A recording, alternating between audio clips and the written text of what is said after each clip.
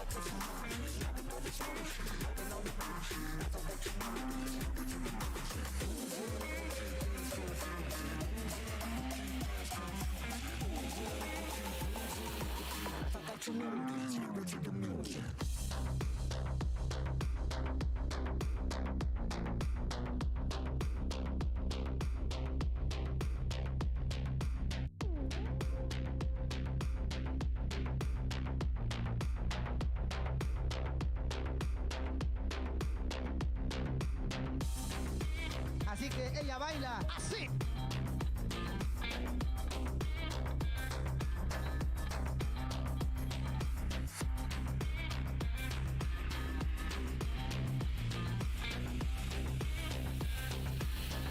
You know this, married to the music. Losing, we keep things confusing. I think that we both need to stop this illusion. Knocking on the smoosh, I've been on the bullshit. I thought that you knew this, married to the music. Losing, we keep things confusing. I think that we both need to stop this illusion. Knocking on the smoosh, I've been on the bullshit. I thought that you knew this, married to the music.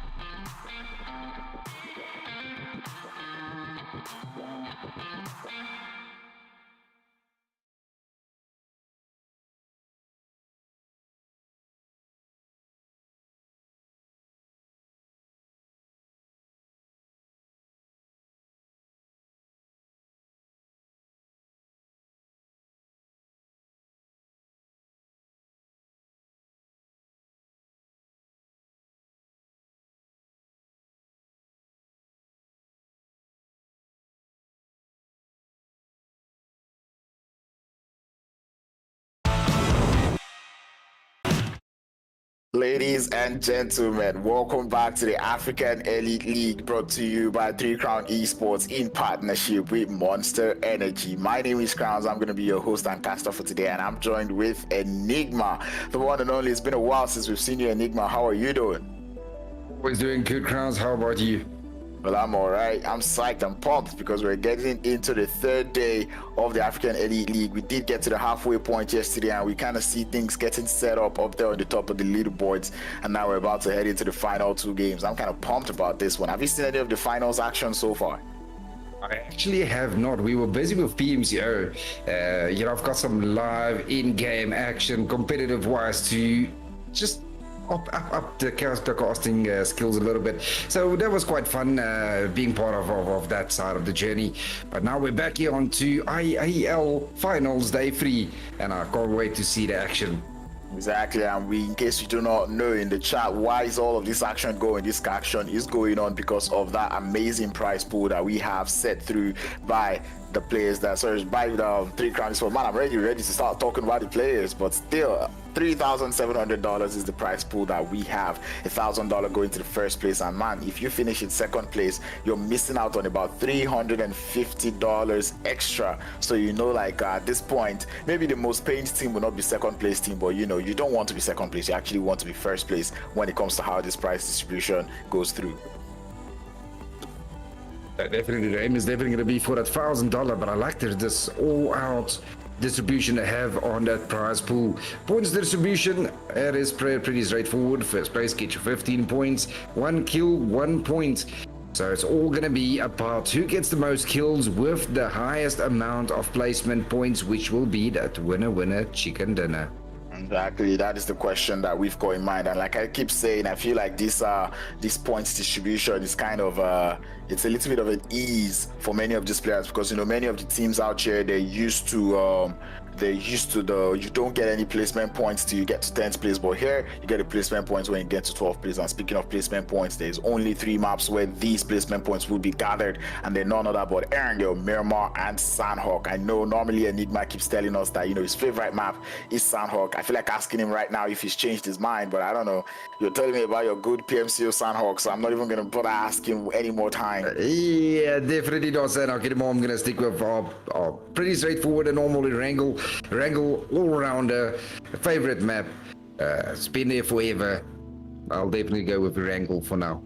All right, and it just pays out that Erangel is also one of my favorite maps, but today I think I'm going to hop on the Miramar train. But anyway, overall rankings, what we're about to see, and man, Enigma, I tell you, things have gotten pretty crazy. We see about 3 teams already breaching that 100-point mark, going into at the halfway point of the tournament.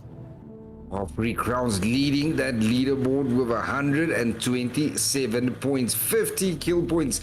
1 Million Esports on close second place with 113 with 53 kill points, and 4KT in third with 52 kill points on 108 total points. Looks like it's still anyone's game. I mean, there's two days left, 8 games left. Anyone from the top 8 might just be able to catch on up if the top 3 really do mess up quite severely. Exactly, it's always anyone's game with that condition being there, that the ones that are above decide not to play so well. But I don't know, man. 3 Crown Esports have actually been on fire starting the tournaments. They've been absolutely monstrous, consistency through the roof, and that already shows in the amount of placement points that they have. They've got 77 going on. That goes to show you that these guys, they know how to survive. They're almost the zone gods right now. Man, it's very surprising to see that the team that we usually call the zone gods, are not here doing zone god things, like that, and that is Black Cobra. They only have 23 placement points up on the board, and isn't that shocking, Enigma, seeing what they played out there in the African in the play qualifiers? Yeah, exactly. Well, it all depends. I mean, you're gonna do good in qualifiers against easier teams, I would almost say, easier lobbies, and then you get into this final, and it is all the teams that made it through those qualifiers, so they're all on the same level as you. So it's going to be much difficult for all of those teams to actually get those placement and kill points that we're used to getting on qualifiers. Well, hopefully Erangel is not so difficult for all of these teams as we get on board, get on flight, and get ready for the first game of the day. Flying over through Erangel is what we're about to see. But yeah, some teams have actually been performing that I wouldn't even say I'm surprised. You know, seeing the players there from Crown Esports doing well, even Slime 4KT, 1 Million Esports. You know, these are teams that we actually did see play well in the qualifier stage of the league. 100%. And let's have a look and see what is our flight path here for Erangel. And it looks like it's a north to southern flight path here. As we can see, the plane there just crossing the military bases zone. And there we go. Our first teams are out. Most of the teams are out of the plane now. Everyone going to their own little drop location. I wonder if we're going to have a few teams here changing their drop spots. As you know, 4KT normally go to Yasnaya, and with this flight path being so far away from Yasnaya, are they still going to go for it, or are they going to change to the secondary jump position? I feel like with Slime, they would find a way to land somewhere, you know, grab a vehicle and, get to Yasnaya, because that's pretty much, it's a strategy that is doable. We've seen them do it a couple of times, in this tournament. So nothing that I'm too surprised if I see them get into a vehicle and just try to get it. But, you know, this hot drop did happen yesterday. Teammates and the players there from Black Cobra landing in Pochinki. It happened twice yesterday, and we're seeing it happen for the third time, as none of these teams want to leave Pochinki alone. Oh, there we go. The first knock onto Cobra, and it's knocked in first there for Faith, and they've got one on Meth as well. And Cobra now down to 3 players, Meth down to 3 players if they're not going to get that revive in fast enough. One from Black Cobra, still way off in the compound across Pochinki, so it's only 2 for Cobra inside of Pochinki itself. And Meth's doing as much as they can here, doing those damage, trying to quickly get those players down, but beautifully done by Cobra, getting down another player, but down he goes indeed with no backup at all, and Cobra lose their first player. Now in comes those revives in, and looks like Team Murph only have 2 players left standing, and they are going to finish those 2 from Cobra. They do have one coming in from way on the other side of Pochinki. They still got another player up, but it's not looking very good for Cobra at this moment here, Crowns.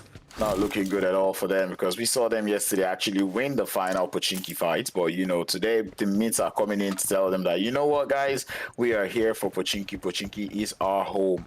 Fortunately for the Black Cobra, they would have one player escape. Then it's going to be Luciano, a man who we know can frag out on his hold. So it's going to get a vehicle, get out of there, try to see if he can, you know, at least survive till maybe 12th place, you know, where you get at least 1 placement point. Yeah, basically go for either placement points, or maybe even if you go and just steal 1 kill, that 1 kill point is just as good as a top 10 placement in any way.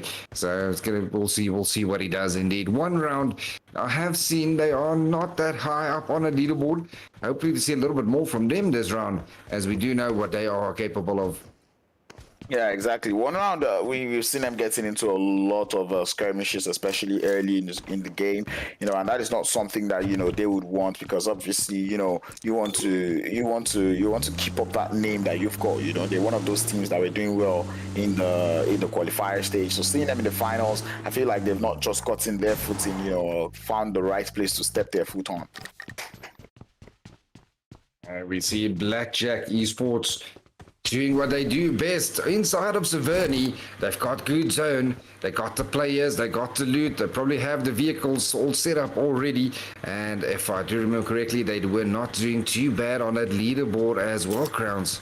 Yeah, Blackjack Esports, you know, keeping up that momentum, showing us that, you know, they knew they had something planned, showing us what they were doing in the groups, in the qualifier stage. Because, you know, them being in 4th place is interesting to see. You know, 77 points on board, maybe not the best, because I was saying yesterday that, you know, for many of the teams, if they still want to be in the contention for that 1st place, they have to get relatively close to 100 points. You know, the closer you are to 100 points, the more you get it. Yeah, true. Hopefully we'll see them catch a few players here on the rotations, get some early fights on in, pick up on those kill points, and ultimately go for a winner chicken dinner. Mega Esports, how have they done the last 2 days? iMEGA Esports have been doing poorly these last 2 days, and it's very painful, to kind of see, iMEGA Esports, a team that we know that they have that potential. They know how to play this game a lot, right? Even seeing the man on screen, Nagato, we know that man to be a beast of his own, right? Exactly. I've seen iMEGA Esports not doing too well. They're currently sitting on 9 placement on 9 elimination points, putting them on 80 points overall on the leaderboards. Them in 14th place is not something that we foresaw at any point in the qualifiers. Well, maybe today is their day. Maybe iMEGA Esports will today prove why they do belong here into this finals. But here comes the team themselves, Free Crown Esports, as we have a look at A9Q here on the new tower there. Just, oh, there we go, flare gun right behind you. Looks like an A9Q's got no time for a flare gun at all. He doesn't need super weapons. All he needs is his corral in his hands and he's good to go. Fantasy, the man himself's pretty OP. Fragger there with 1-9. And the last player, Kakao. Yeah, 3 Crown Esports, a team that we've seen be consistent yesterday. They almost felt like zone magnets yesterday because, over the past 2 days, because these guys are so, consistent. Whoever the IGL is, I'm giving you a pat on the back. You're doing a very good job. And, Slime Fork AT, a team that we saw yesterday, they came in brazy as they won a... How many Q chicken dinner was it? I think it was a 20 Q chicken dinner, I believe. They did that in Miramar. I don't know. Am I getting my facts right in the chat? I think they got that in. It was either in Miramar or actually it was in Sanhok. Yes, it was in Sanhok. That was when they got that 20 Q winner chicken dinner, and that was what boosted them up to the top of the leaderboards, getting them over 100 points marks. They're a team that I'm looking forward to seeing what they will do today. Them and the players there from 1 million. I really want to see 1 million esports today. And as well as Mad Knights. Mad Knights were pretty quiet in the qualifiers, but they did make it through. I would love to see Mad Knights here picking up a little bit more. It looks like Mad Knights, they have their eyes focused on Team Apex here, as Cage does take a little bit of damage, but he's now quickly getting out of there. Can he get away from them? They are all spraying at him. That vehicle is starting to smoke. I think he lost the wheel, maybe lost his engine on the way there as well, but it looks like he managed to avoid being taken out here by Mad Knights. Man, this is something we've seen from Team Apex going all through the whole tournament. I mean, we can kind of decide, or we can say now that, the players there in Team Apex can actually drive, I've not really seen Team Apex get their players, removed on a rotation. They're always driving around those bullets, and that is exactly what Kage has just displayed out there in that situation. Definitely, and Mad Knights, they haven't backed out just yet. They're putting up close and closer onto Team Apex. Looks like they want this engagement. They want to pick up a few quick kill points early in this game. Will they get that first knock, or is Team Apex going to be able to defend that compound and actually do a return knock and turn the table onto Mad Knights? Yep, and that's what we want to see. Mad Knights, on the other hand, they're a team that ever since the first day of the qualifier stage, we did see them pop off. We've not really seen them pop off like that, on the days after that first day. So, that is the Mad Knights I'm waiting to see. I'm trying to see that Mad Knights that, pulled up a 17 elimination game in Erangel for the first Erangel of the day, That is what I want to see from them. 1 million esports yet. Lazy Boy getting lasered from behind, down to almost 50 HP. It looks like he managed to get into that ditch as Desert Flames Esports have spotted them rotating in front of them, as you got 6 guard here with an M4 locked and loaded. In comes the rest of his backup as well. Or is 1 million esports are going to get a rotation, maybe a good little white flank there, as you can see Lazy Boy pulling up quite close to where 6 guard is at the moment. Yeah, 1 million Senke looking for that flank. Maybe might not get it, maybe might get it, but Desert Flame Esports looking quite close to the side there of 1 million esports. Lazy Boy just out there in the background, and 6 guard trying to see if he can just lay off those smokes, find the distraction and the way to maneuver away from the players there from 1 million esports. Because one thing we know is that fights like this is not one that you want to be taking this early into the game. 100%, and now it is all down to 1 million. Oh, and Flacco crashed right into the bridge, and he's into the water, but Lazy Boy gets spotted again. He gets lasered from the team, trying to provide some cover fire here, and in behind them might just come a third party, as we had a glimpse of Cyclone Shield Esports here on the side, maybe putting up a little bit closer, maybe coming in for a quick hello, goodbye. No, it's like you know, their name is Cyclone Shield. I don't think they're going to be that friendly, right? I think they're going to come with a little bit more noise, like "Hello, what's up?" But we've not really seen that Cyclone Shield come through. It's nice and quite surprising to see Danny Brown being added back to the team. You know, rumor did have it that he was no longer on the team, but good to see that he's still on the team, and rumors will just remain rumors. But it's not a question of what is he going to do today, because we don't see Zero being added into the mix today. Manny, Danny Brown, Roach, and Isaac, the four main players for Cyclone Shield Esports. And I always say, if they have a full team in an end zone, you just know that Cyclone Shield Esports will take that chicken dinner. These four have such good synergy. They play this game extremely well. Now, hopefully, we'll see them here perform and clap a little bit tonight as well. Besides and gaming. That's definitely another team that we're looking forward to see improve going into today. And I wouldn't even say improve, but I would just say climb up the leaderboards. You know, they started off yesterday out there in 8th position. They were able to finish off yesterday in 6th position. You know, just 2 points behind Blackjack Esports, as we were talking earlier. And, you know, the players there from Titan Gaming, I'm pretty sure they're not satisfied with this performance. I said this yesterday. They started off strong yesterday, ended off on a little bit of a weaker note. And we're looking forward to seeing if they would continue on that weekend, or if they'll be able to, you know, pick up the pace, find their, you know, find their mojo back and show us exactly what they're made of. Titan Gaming just cruising there through 3 crowns and getting a hit there quite low. And now we're down to Team Myth. Team Myth still a full team up. Well, at this point, I'm not too surprised. They did get their 3 eliminations from, you know, Black Cobra, who landed on them. One thing that is surprising me the most is the fact that we've still not lost any team. You know, 59 players still alive. We're about to head into Zone 3. We're getting that zone closing up a little by little. And, you know, we've not really seen those fights break out. We do see Team Apex going on and on with the side of Soul Esports. Himo is down. The machine, trying to see if he can find an angle out here. And it looks like Team Apex down to Machine and Bliss, and looks like they're in a bit of a trouble here. As you got Team Soul pulling up, they're all gonna get that revive in onto 2xvo, or is Apex gonna be able to turn the table here around? I mean, this is the first time we see Team Apex in these kind of positions, right? Where one would be expecting that they would push up, especially seeing that there's a vehicle going for a revive, and then we see them not kind of push up, probably try to look for a flank angle, because right now I do not really understand what the play is. You know, the machine is out here having to fend off in a 1v3 situation. The player is out there on the flank, and I believe that is Blessing, but there's only 2 of them left, right? Situations like this, it's a situation of you can either bail on that fight or just, you know, bail on the fight, because now Blessing is down. They needed to push on that one player left standing, leave the player that's being revived, that he's not going to be able to shoot you back. So go for a player left standing, do a 2v1 on that one player, and then focus on the other one. But it is Team Apex are going to get eliminated from behind, though. Oh, that kill just got stolen by 1 million, and Team Apex is the first team to get completely eliminated. That is not even helpful for them, seeing that they're sitting down on 13th place on the leaderboard. It's not the best of starts for the team there from Team Apex, and it all boils down to these little mistakes that they make, right? You know, we're saying it that, you know, we would have expected them to push the fights, but they don't push the fights. They play it a little bit, you know, passively, and, you know, that passive gameplay not quite playing out or working out for them in the finals of the African Elite League so far.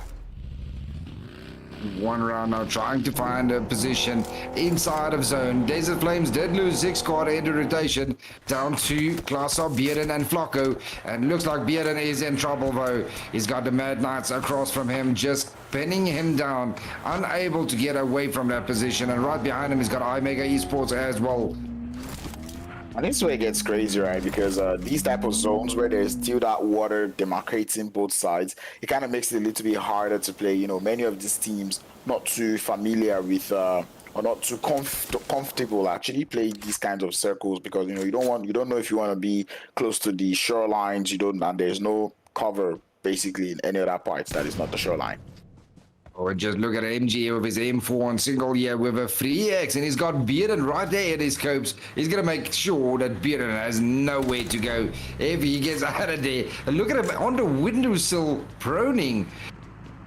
And I feel like it's a little bit of overextending, if you ask me, for Blackjack Esports, because, you know, it's only they can't act like Desert Flame is the only team in the lobby, right? I get that you want to take out that player, but, you know, putting this much attention on him, And it's not like he's even outside the zone. He's in the zone, and you can already see Class are finding that knock up onto Petrox because, you know, he's just committing too many members to just one player. Exactly. I mean, when you're laying in prone there, outside of a window, so you got half of your body on the outside, unprotected, and it almost cost them there. When 1 million, Lazy Boy gets knocked in a kill field as well. They're going to get that revive in onto Petrox rather quickly. They've got a fairly good compound that they're holding there on top, but it is most likely to get a move down to Rozok's side, unless it does a hard shift here up to the northern side. But there is just now madness all over. It's going to be difficult to keep up with all the action at the moment. It is a dirty zone, favors Slime 4KT.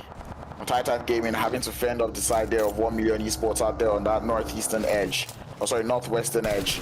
Marshall out there just right in front of Teak. Teak taking some shots, not quite able to get it to connect. But Titan, you do have a good position in this fight with Poncha just right behind. They might be able to form a 1 million sandwich right now.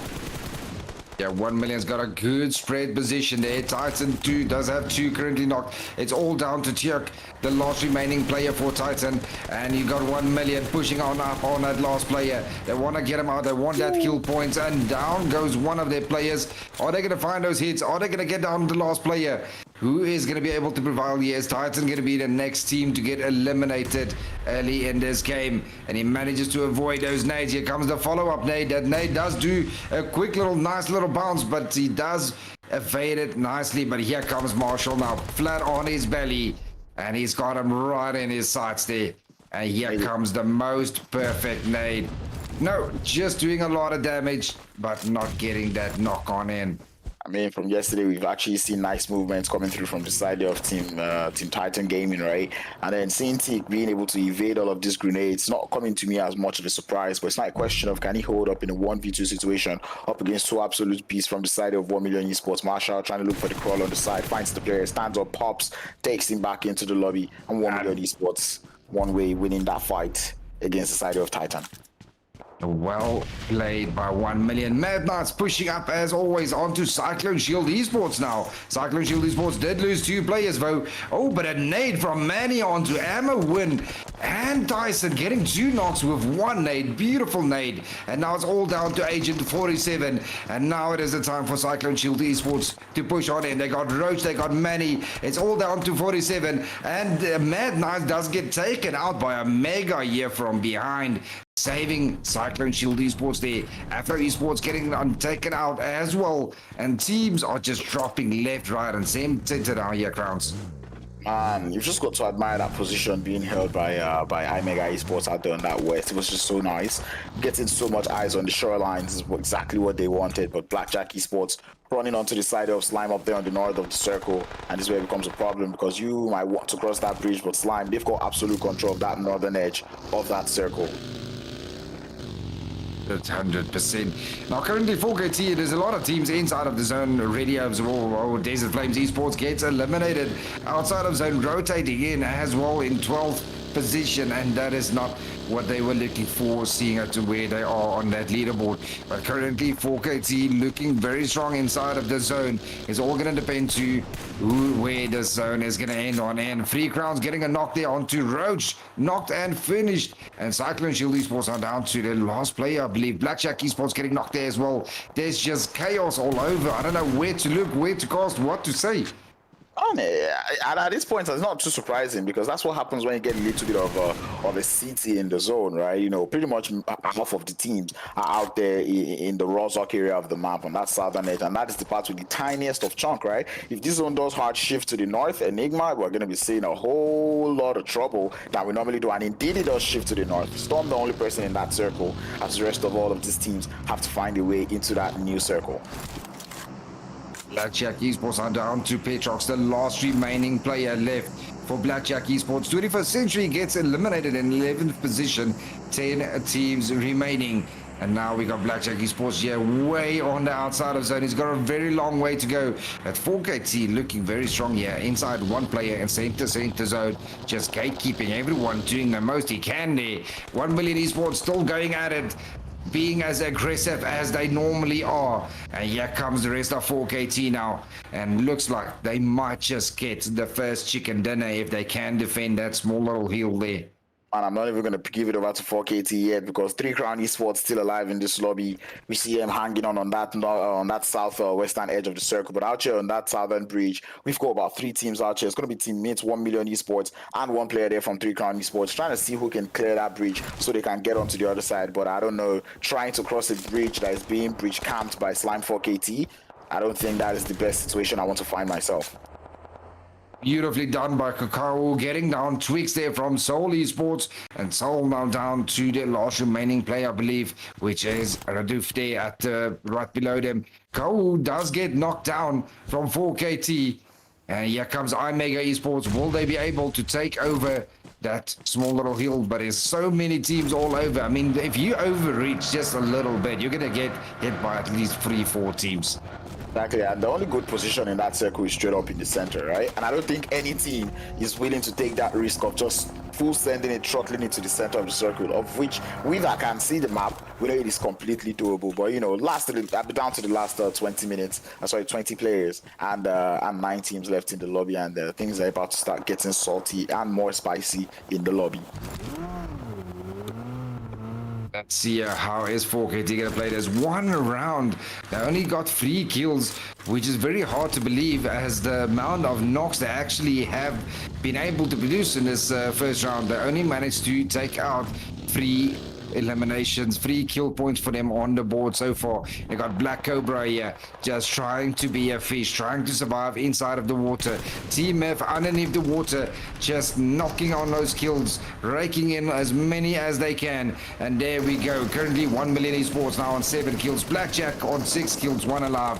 But it's down to 3 crowns. Team F and 4KT. iMEGA Esports still have a full team.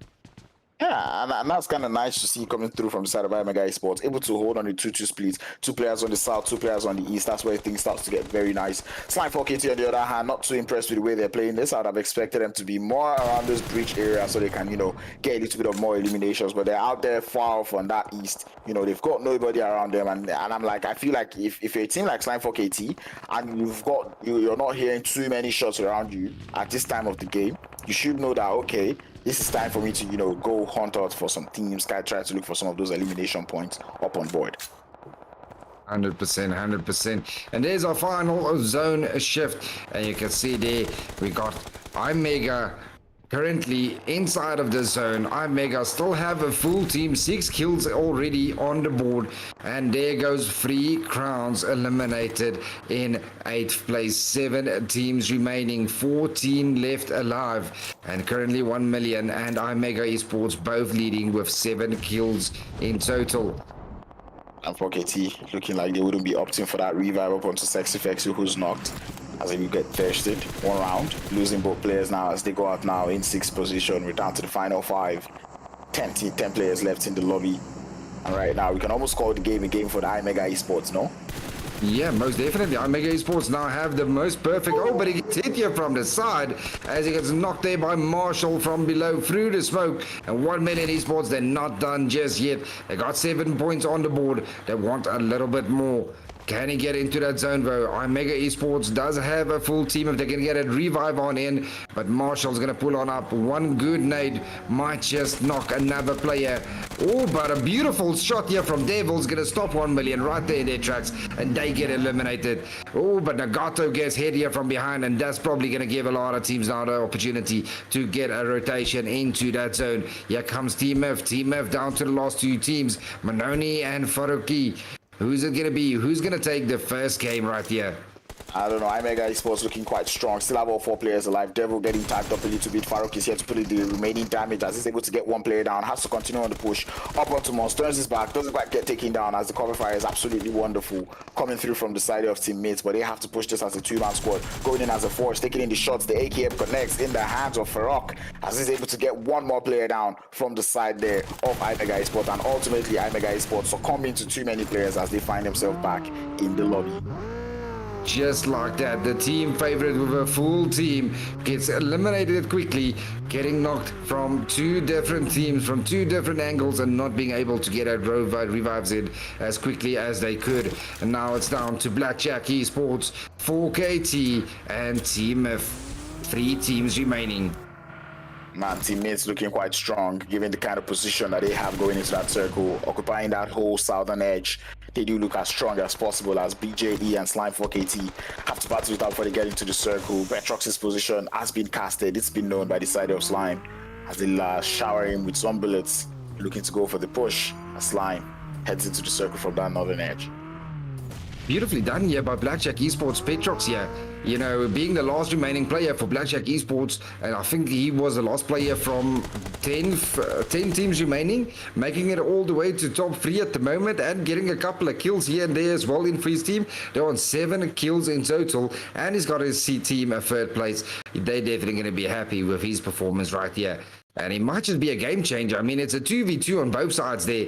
Whoever he knocks on whatever team is going to give that other team the opportunity to take out, you know, it's going to be a complete game ball throw here. Yeah, exactly. This man is literally the final nail in the coffin. He is the needle in the haystack, actually, for both teams. And it all boils down to how well he can keep up with his trigger discipline. You know, try to see if he can just keep snaking, become one with the ground, as all of these teams do not know what kind of predicaments they find themselves. Blackjack Esports probably knows what is going on, but Slime, they probably think it's a 3v2. The same thing can be said about the side of teammates. Petrox only needs to practice his patience now at the moment. He needs to get to the edge of that zone and just be one with the ground at the moment.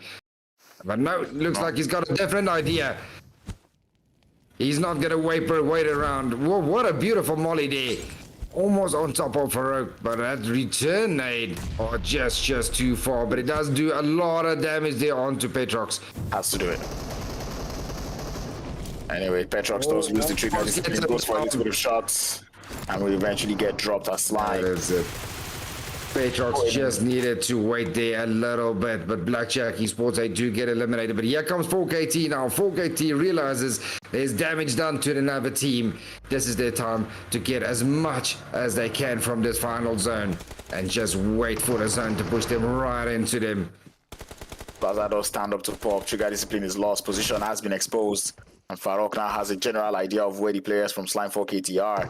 But Storm looking to get closer and closer as Plaza continues to create a distraction for the side of Slime4KT. Farouk not quite able to find that last player. There's no more grenades. Looks like, yeah, I was just about to say, looks like all the nades and mollies have been done. It's all going to come down to plain old-fashioned gunfire, gun skills right here in this final zone. But here comes Storm. Oh, but Storm just being a little bit too hasty. He gets knocked on down, and now it's a 2v1. And it's now all going to be to Plaza. Can Plaza clutch it against the 1v2 right here?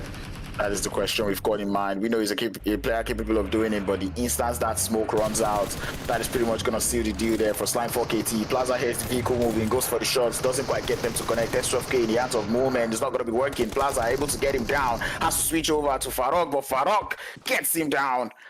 And Slime4KT does not win that game, as teammates will be the one grabbing that winner chicken dinner.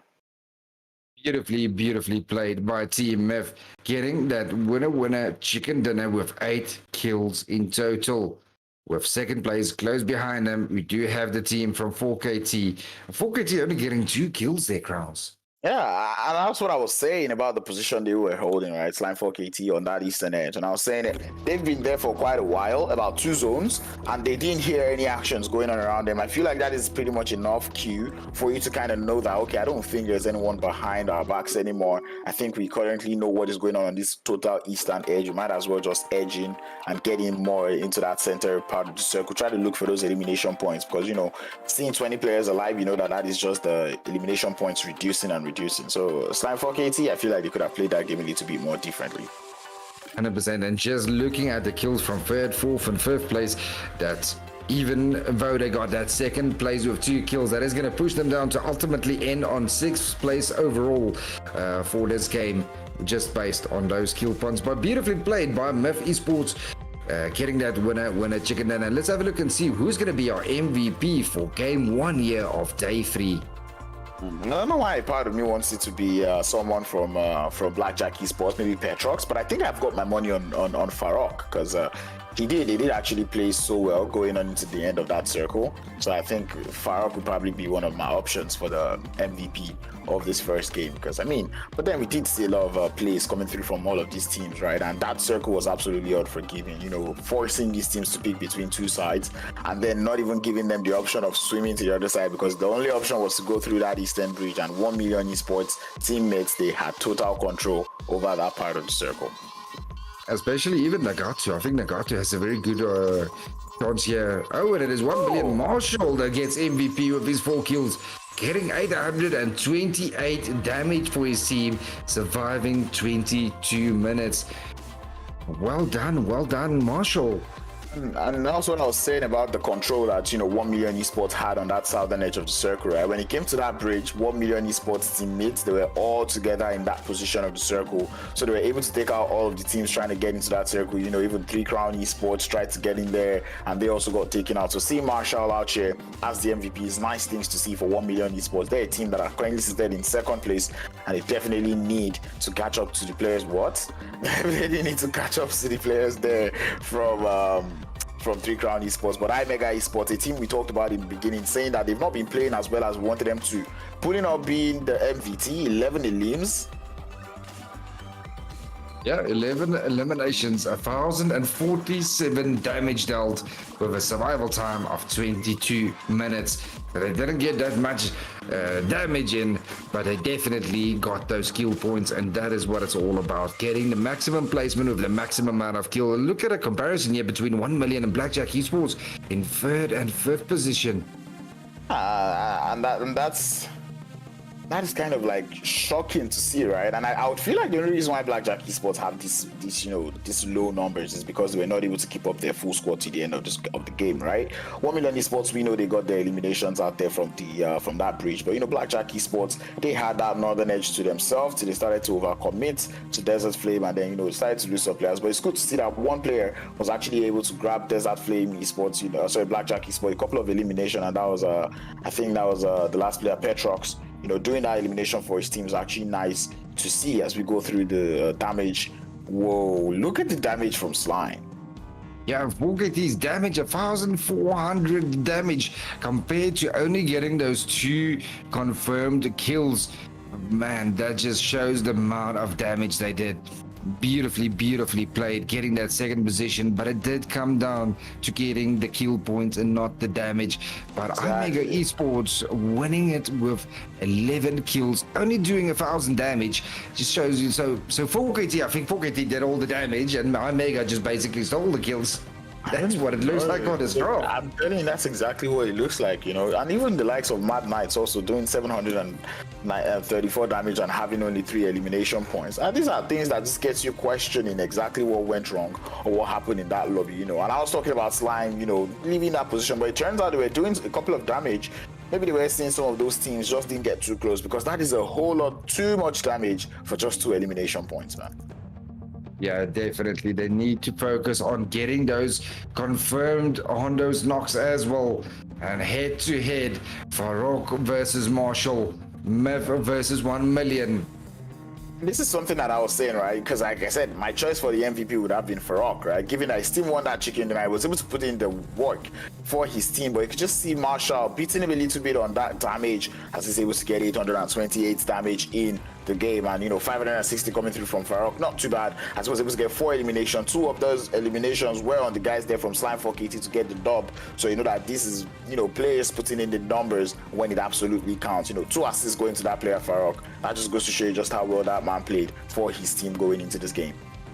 100% Farok just surviving a lot longer than Marshall, but 1 Million Esports, we do know them as being an aggressive team. And look at our overall leaderboard changing with Team Myth shooting all the way up to 4th position, breaking that 100-point mark right there, dead left center, 100 points, 37 kill points, 63 placement points, and now they are on a good run to win this tournament.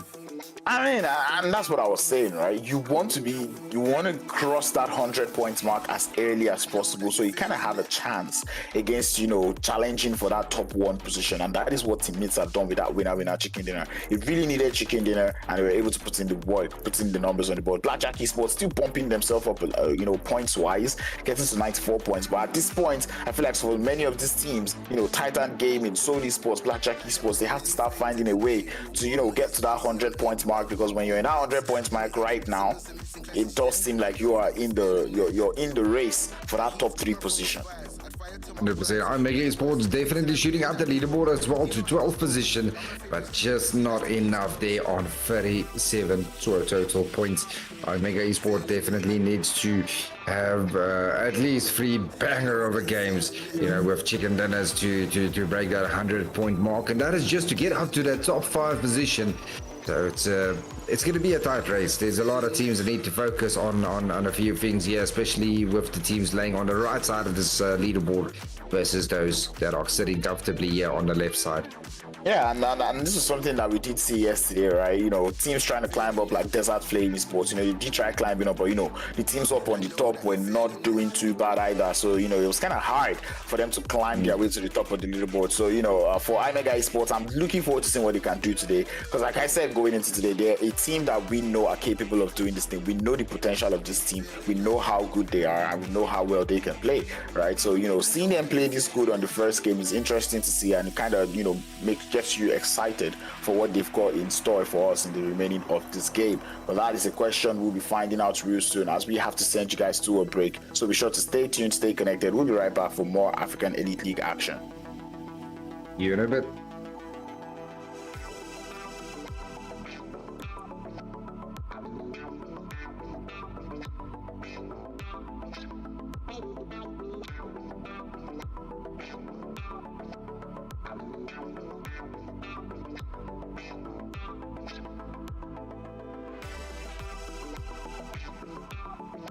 Feeling it.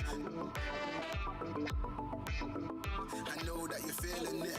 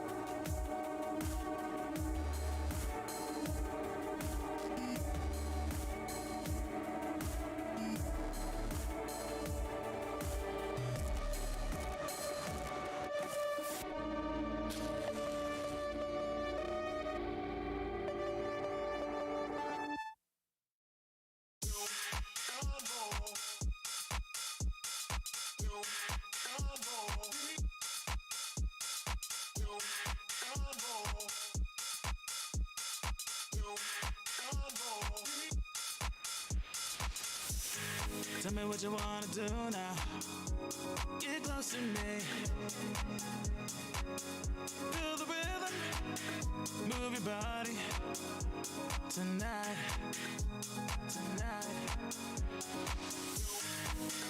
Love me. Love me. Love me. Love me. Love me. Love me.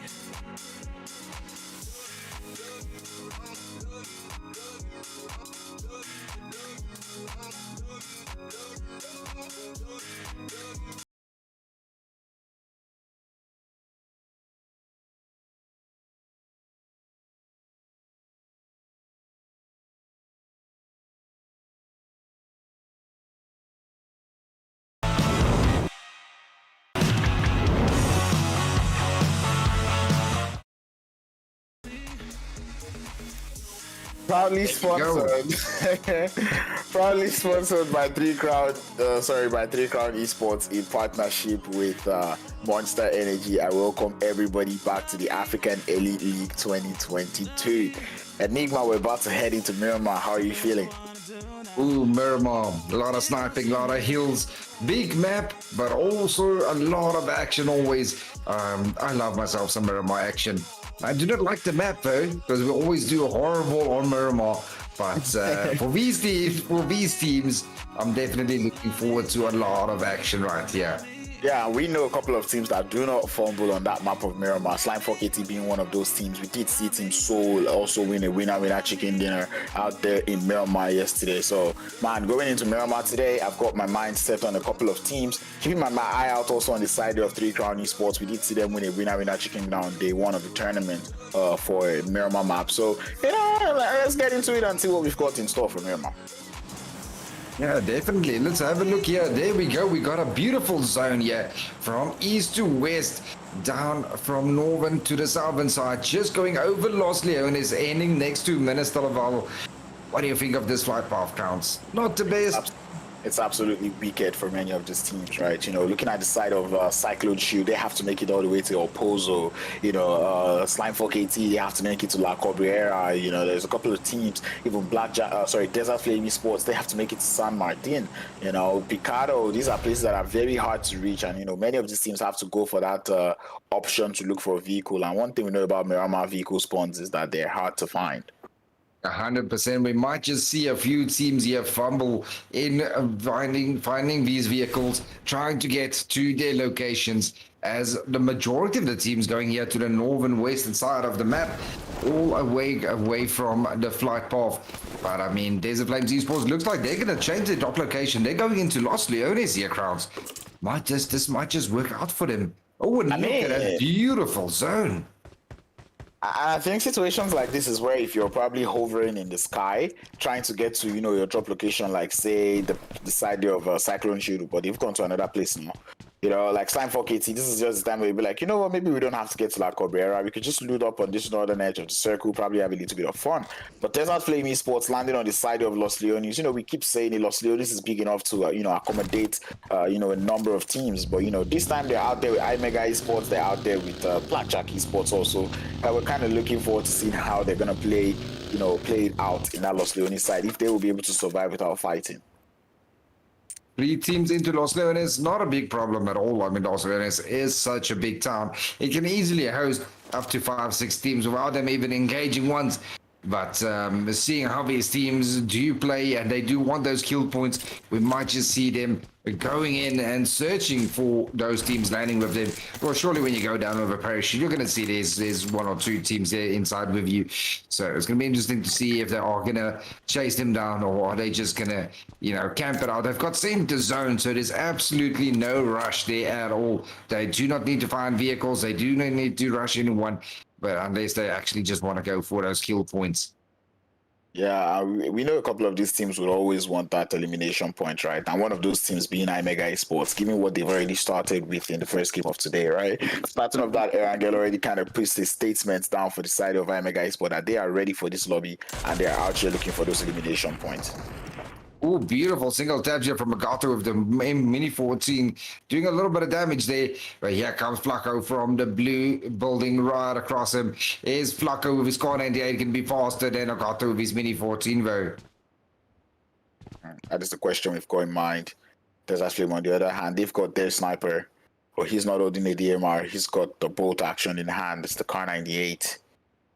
It's a question of how well can he use it. We've seen Flacco put in a couple of crazy snipes going into the finals, you know.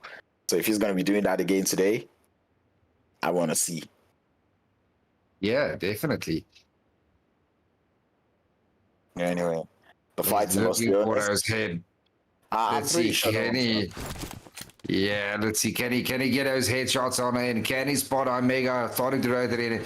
But Devil definitely has his eyes there on Desert Flames at the bottom. And it looks like iMEGA and Desert Flames Esports, they have their eyes set onto one another. And maybe this will make Blackjack Esports, knowing where they are on that leaderboard, they dropped one position.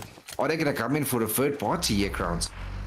Yeah, that is the question we've got in mind, right? Blackjack is it's not a question of how well they want to play. Do they want to keep playing for the placement, or do they want to play for the early elimination points? Because I mean, coming in for the third party at the wrong time can cost you your whole team, right? So I mean, Blackjack Esports may be hearing the shots, but I would still suggest, you know what, you might hear the shots, get the information, get the memo, but you know, just still play the game as you will play it normally, right? And know that by the time you want to head back into Los Leones, you've got a couple of teams you'll be dealing with. Flacco's just ready there with his car 98. Oh, can he get a knock out of the vehicle though? That is the question we've got in mind. The answer is no. The full send coming through from the side of iMEGA Esports. They are not willing to be friendly neighbors as Desert Flame Esports. Flacco having to fall to the top of the roof. These buildings are quite similar to the ones they get in San Martin. So he's not too surprised. This will not be his first rodeo around this type of building. But iMEGA Esports, they know the lay of the land the most. They might just be able to come out victorious in this engagement. Nagato definitely has an idea where Bieran is. Bieran trying to do as much as he can with those throwables of his, but just not getting into those windows in there. And now it's the return nades coming on in. Let's see, can Natro get his nade onto Flacco? Yeah. Oh, that nade looks good. Oh, those nades just not cooked to perfection. It's a difficult position to play there from the side of Desert Flame Esports, you know. And the same thing goes over to iMEGA Esports, having to try to chunk a nade up to the top of the roof. That will connect up onto Flacco. It's a little bit of work to be done. But anyway, iMEGA Esports did lose one player out there on the background. It's going to be Mons out there on the cover fire. And now it's almost an impossible revive. It's going to be very difficult to cross that road with where Flacco currently is and with all his support at the backside to actually get to Mons to do that revive. And not impossible though, but they definitely will have their hands full here. Let's see, is Nagato going to go for it though? This is one of those revives that would cost an arm and a leg. I'm pretty sure the side of iMEGA Esports do not have any of those to risk. They know it's a tough push. They cannot climb up to where Flacco is. He's got accurate cover fire as Flacco is anticipating that revive. Does spot the vehicle going through, but the revive takes in a couple of shots. But I guess... Oh, beautifully done. And from behind, Flacco does get taken out by Devil. Knocked in firsted. First blood is on iMEGA Esports. And now they lost their IGL. Sound to be in 6 card and Class R. That should not have happened, Desert Flame Esports. Flacco had cover. Exactly. His teammates are good. Like, I was about to say that, Flacco can kill. Like, he's taking this much shot because he's very confident that iMEGA Esports, if they try to climb up to where he is, his teammates are going to clear them. I can imagine how pissed he must be. Oh, 100%. I mean, he's got 3 teammates on his behind. You know, one of them should surely have seen iMEGA climbing those stairs on in and take those hits. Or told Flacco at least. Oh, but here we come. Surprise angle from behind. Bieran does take one knock on in. Is he going to get a second knock on in? Oh, and he is super low. One nade. And in they come for him. They want to take them all out. Bieran is low. In comes the support. The support just not getting those hits on in. But Bieran does manage to get a little bit of a distance to quickly get a first aid in. That is pretty much all Desert Flame need right now. They just need to grab that revive or grab the HPs back up and then go for the full send. But anyway, iMEGA Esports will be able to grab at least one revive onto one of their players. They lose one. but they still look very tenacious on this fight. They still want a little bit of the action, as Devil kind of gluing so close on that fence with the Tommy gun, as they might be opting to go for this push up onto building, but it's a tough one. It's a push that involves jumping down a cliff first. We all know when And Beeren with DBS in hand, not the best option to jump on down. As we all know what a beat the DBS can do if you with just two quick little pops them ups to the heads. And now it's a question of Six God. How fast can you run, right? Because Six God can actually come in, clutch for this fight, coming from behind, try to see if he can put in and, corner the players there from iMEGA Esports. Long grenades being sent out from side of Desert Flame Esports. Matador surviving that by the hair on his tooth. That was a beautiful nade from Klasa from behind. Let's see, Kenneth Follow. They all managed to get back to that building. And now they've got the high ground. And Desert Flames Esports is in trouble yet again. Does that Flame actually end up winning this fight is the question I have got in mind. I would call for them to retreat, get away from here, because it's not looking like it's worth it anymore. I mean, looking at where both teams are, Six God does get spotted, he does get taken down, and that is going to be it for Six God. It's going to be impossible to go for that revive in. So Desert Flames Esports, they got no option. They have to go for this push, for the kill points. I mean, where they are on that leaderboard, you need as many kill points as possible with placement points to actually do something here in this tournament at this moment they are in. And that was what I was saying about Six God's position. His position was absolutely crucial going into that game. And now Desert Flame find themselves in the position they had just put the side there of iMEGA Esports, but they'll be able to successfully pull off or revive up onto Six God. But that puts them also in another tough spot, because now Klasa is all on his own out there in those incomplete buildings just on the bottom of iMEGA Esports. Yeah, and Devil, they're currently knocked from behind. It's iMEGA's, I don't know, it's still anyone's game. They can quickly get turned around with another team now in putting in it from behind them as well. With the zone starting to shift all these teams closer and closer towards Los Leones. Man, that is where it becomes torturous. That zone shifting all the way to that eastern edge, leaving about 30% of water and only 70% of land to play on. It's not so nice for all of these teams. As we see one round trying to infiltrate from the north. A couple of teams already in the center of the circle, but Slime have to still deal with the side of Team Apex. Got the side of Barely beside them. 1 second earlier, and they could have saved another teammate. But Desert Flames Esports, they pick up only 1 kill, but iMEGA losing 2 players there. Well, I mean, it's a fair trade on the side of Desert Flame Esports. You lose 1 player, you get 1 elimination point. It's not too bad. But on the side of iMEGA Esports, they pushed in, got only 1 elimination, but they lost 2. Definitely not a fair trade. As they'll be finding out the hard way that, when we get people landing up with us in Los Leones, I think it would be a fair option to just let them go, Exactly, and I look at 4KT and all these northwestern teams starting to get pushed in by Zonia, and they're all going to get pushed in closer and closer towards Los Leones. It's going to be a bottleneck there right around Los Leones and all those hills and mountains and all those small compounds. It's just going to be absolutely chaos right there onto Los Leones.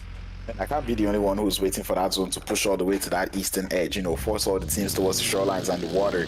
And, you can already tell that so many of these teams know that you cannot go wrong with the shoreline for these kind of games, right? You can already see a couple of them just hanging around on that shoreline around the city of Puerto Paraiso, because they know that regardless of what happens to that next circle, they have a little bit of an advantage out there being on the shoreline. Yes, definitely. If it does get shifted that way, they will have the advantage.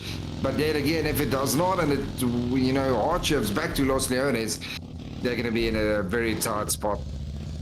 Yeah, I don't know if we'll get a little bit of a zoom on that map before the zone closes, but yeah, zone about to close now, and it's now a question. This is where all the IGLs have got their fingers crossed. Everybody on the shoreline wants that zone to push over to the shoreline, and it's now a question of will it push over to the shoreline. He does center up quite nicely though. Cyclone Shield Esports, they lost 1 player. They got Manny Whitey currently knocked down to Roach and Danny Brown. They have 1 knock on 1 million. Oh, and they got the knock there as well now. It's down to the last player of Cyclone Field. It's all down to Roach. Can Roach survive this? Can he do a miracle and clutch it against the 1v3 vote? It's a question of mind, but we do know one of the players here from 1 Million Esports from yesterday. It's Venom. That dude was absolutely on fire. Almost pulled off 2 squad wipes in one day. He's well and capable enough to take out all the players here from Cyclone Shield Esports as he goes up for the push, spots the player on the camp, but Lazy Boy goes down. Roach getting that knock there. He was just sitting inside of smoke. Beautiful position, but 1 million just having too many players up with a beautiful backup there from Venom. Saving Lazy Boy. Well, beautifully played by Cyclone Shield Esports. Yeah, teams already getting clustered up amongst themselves as we still got 15 teams alive in third zone. Many of these teams already finding a huge place to stay. 1 Million Esports, they knew they absolutely wanted this compound to continue infiltrating from that south. And it does look like they will get that compound that they've truly wanted. Fight still going on out there on that southwestern edge of the circle, as many of these teams look for a way into that new circle. Currently, Blackjack Esports almost there, center zone with Team F looking very dangerous as Blackjack Esports just taking shots at everyone rotating. Soul Raduf currently not there for Team Soul with only Hemo, Twix and Wise left standing. Will they be able to know? It looks like Raduf will get confirmed there. Man, it's not a question of what does Soul Esports feel about this fight or this player that they have just lost to the hands there of 1 round, and I believe it was Titan Gaming actually. What do they want to do about it? They do have a good position up on the hilltop of Impala. It's a question of how well they can play from that position now. Exactly. 1 round being very quiet so far, being as aggressive as they normally are. And here comes 1 round now, pushing right in front of Hemo. And he does get taken out by Hemo. And 1 million, they do lose a player. And now that's going to feel a little bit better for Soul. They lost a player, picked up a kill. That's a little bit better for them on this game on Miramar here at the moment. Now, Enigma, would you call that camping or no? Definitely. I've got different views on holding an angle and actually camping, but I would say that was a camping. Well, I don't know. Strategic placement, strategic patience, whatever you call it, camping was what just happened out there. As he took out that one player, but it did work out in his favor as we do get yet another zone shift out there to that western edge, favoring the side there of Slime for KT and Blackjack Esports. And Black Cobra, they do seem to have their self back in check now. They're beginning to magnet the zone. Yeah, definitely. 1 round Esports now down to 3 players, and he's still got Hemo here on top of his mountain. Still, at this moment, holding his position. Until, it's always difficult. If you're a player alone and you hear a vehicle pull up or an enemy team, running in front of you, obviously you're going to sit in a corner and wait for them to come around the corner to get the perfect angle. You're not going to jump around, wave your hands, do a little emote and say, listen guys, here I am. Okay, cool. Okay, let's do a nice little CQC dance and see who wins the fight. No, you're going to hold an angle, you're going to sit in a corner, get that knockout and then get that kill point. But no, there's definitely some players that take it a little bit too far. Yeah, but it's still strategic here, strategic patience, But anyway. Yeah. 100%. Not everyone is bold to do a full rush CQC like 1 million normally do. Now you can see a 1 round here taking a couple of knocks there onto Night Gaming or Team Apex. My apologies, Team Apex getting a few hits on in, and looks like he's actually forcing Team Apex there to split up. They got 1 player, Blessing, crashing in front of him, other 2 getting the whole other direction. You've got Team Cobra on the other side as well, and looks like you got beautiful smoke. So I was confused there for a second. I thought it was Myth pulling up onto Apex there for a moment, or 1 round pulling in for a third party, as they do have 1 knock at the moment. Yeah, but then Team Apex in trouble. But then this is Team Apex just playing randomly, right? Because it's almost like, what's the pattern, right? What are you doing? Are you pushing the fight? Are you running away from the fight? Because it just seems to be, driving all over the place now. They've lost the machine now. 1 round Esports looking for a flank onto them, and now they've just got to thank and pray for the players there from from Team Myth to just kind of, lay away the pressure coming through from 1 round Esports.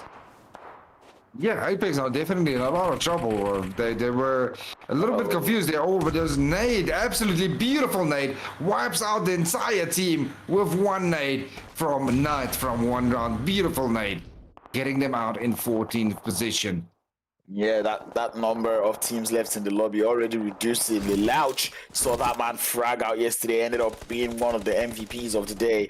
And right now he's got Dime 24 in hand. I would like to see him pop a couple of heads. Fexi does seem to be the one in charge, but doesn't quite get damaged by the shots. The M4 headshots would connect as Fex does go down. Third party's imminent coming through from the side of teammates. Beautiful spray here from Blackjack. Elochi. Can he get a little bit more? Can he get another knock on in? Are they going to push? What is Blackjack Esports going to do? Are they going to take out 4KT? Knowing exactly where 4KT at the moment is, I would actually push that. You know, get them out, try to get a little bit more points as what they have on a leaderboard, and try and get higher up. Man, Slime Forget's not in the best of positions, right? Because right now they're currently sitting down on open field. So, you know, a push up onto that position is not something that will be too plausible, right? And I think Blackjack Esports are like, you know what? Instead of us heading down there into the open fields, we'll let it go for the extreme before we start to, you know, put that as an option. But 1 Million Esports, or sorry, make that teammates. They've been sitting comfortable in that compound now, but now is the time for them to move. But they do not have so much movement to do, as a couple of them still are in that next zone. Oh, and what a zone shift indeed. Myth currently looking very good. They're almost in the zone. Desert Flames Esports in trouble yet again. 6 gone is the last players left standing with 3 crowds right in front of them. It looks like Desert Flames might just get taken out right here in 14th or 13th position. And you can just see that zone, right? You can tell that this zone is way too small for 11 teams. I mean, it was 13 before, but now we've just lost 2 teams. At the same time, it's going to be Desert Flame Esports and the side of, or maybe not all of Afro, but anyway, we did lose 2 teams just right now. And it's you can see that the zone is no longer conducive. Yeah, it was Afro. It's no longer conducive for all of these teams. Yeah, 11 teams in that small zone, that is just impossible. 4KT right down to 1 million. You got Team Miv holding the majority of the zone. Nice little high hill. We have Titan right there on the southeastern side. 3 crowns trying to push on in with Mad Nice next to them. Getting a couple of knocks onto 3 crowns as well. Soul and 1 round both need to push into 4KT and 1 million. So it's going to be difficult. It's going to be difficult for a lot of these teams now. Yeah, 3 Crown Esports trying to infiltrate that zone from the south, but they've got just one too many teams around there. Mad Knight is in the vicinity. They're getting shut out from players in the zone. And, you know, it's now getting crazy for the side of 3 Crown Esports as they're left with their final member, Cacao, to hold down the fort for them. I see Mad Knight's currently on 5 kill points so far. That's a nice nade. Oh, it's a wonderful what a nice grenade. nade. A wonderful grenade from the side of Cacao. And is he going to keep following up with the grenades, or is he going to follow it up with a push? That's a question I have got in mind as he continues to bring down the nades. Did look like a good one. He might opt for that revive onto his teammates, and I think that is the option he's got in mind. But his shots coming through from the other side of the road is imminent from Titan Gaming as they get 3 Crown back into the lobby. We're down to the final 9. 8 teams remaining. Lost another team, as you said it, and out goes 1 round now. Just finding it too difficult to rotate into this new zone. 4KT still holding on, 0 kills again, but I bet you they've got almost 1,000 damage yet again. They really got to focus on getting those kill points with the damage that they normally do. Exactly, something that Slime 4KT really need to focus on, as that zone does favor them up on that northern side. Players there on the south have to move. Titan Gaming not feeling so good right now. Same thing can be said about the Mad Knights and Team Soul as they have to find a way into that new circle. Mad Knights have been totally on the wrong side of the zone today, and they have to keep moving for every single zone shift. Team Cobra just holding on to the edge of this new zone. And it looks like Myth just manages to keep on getting the zone after zone after zone. Team Myth might just go all the way, yeah. If the zone favors them yet again, and they you know, they've still got how many left? I think they're a full team at the moment left. Up for they lost 1 member so far. Yes, they're 3 left standing. The Team Myth might just go all the way if they do get another zone blessing. Soul Esports gets eliminated in the 8th position and now down to a last 7. And Sexy Pixie from 4KT, he got a revive in, but they did lose Storm. Oh, and Kau might just get taken out here as well. They are just in such a bad position here, Crowns. Yeah, I did mention that earlier, right? You know, from when Blackjack Esports were taking shots on them down the hill, I was saying that Slime for KT, they're out there in the open fields. Pushing over there might not be the best of options for any of these teams. And now, Slime for KT, I don't really see a way that they can get into this circle. Teammates have got a very perfect position going into this circle, but it's only a matter of time. They have to clear out the players there from their side, which is the players there from, I believe it is Mad Mites, before they can make any moves into the circle. Oh no, Blackjack. Blackjack almost in the same spot as what 4KT is. We have Cobra pulling up right next to them as well, getting mollied here from on top, and Cobra might just be able to take them all out, but 4KT do get eliminated there in the open field. Just not enough cover for them at all. Oh, but Black Cobra getting spotted here from behind, and they are now on target. With Blackjack Esports currently one on knock, but in comes 1 Million Esports. Can Senkai do some damage here? 1 million down to a last remaining player. Third party disturbing lean out on his push onto the final player here from Black Cobra, but eventually does get taken out from the side. 1 Million Esports, they need this game. If they get the winner chicken dinner here, that seals their first place position going in for the next game of the day. And I'm pretty sure that is what they want, but Titan still looking to bounce up on those leaderboards as they have to face up in this 2v1v1. Titan Gaming on 9 kills so far. They got 2 up again. Oh, what a beautiful spray from the side here. And they do eliminate Team F. Team F going in for the favorites for winning this game, getting eliminated. And Titan Gaming here currently on 10 kills.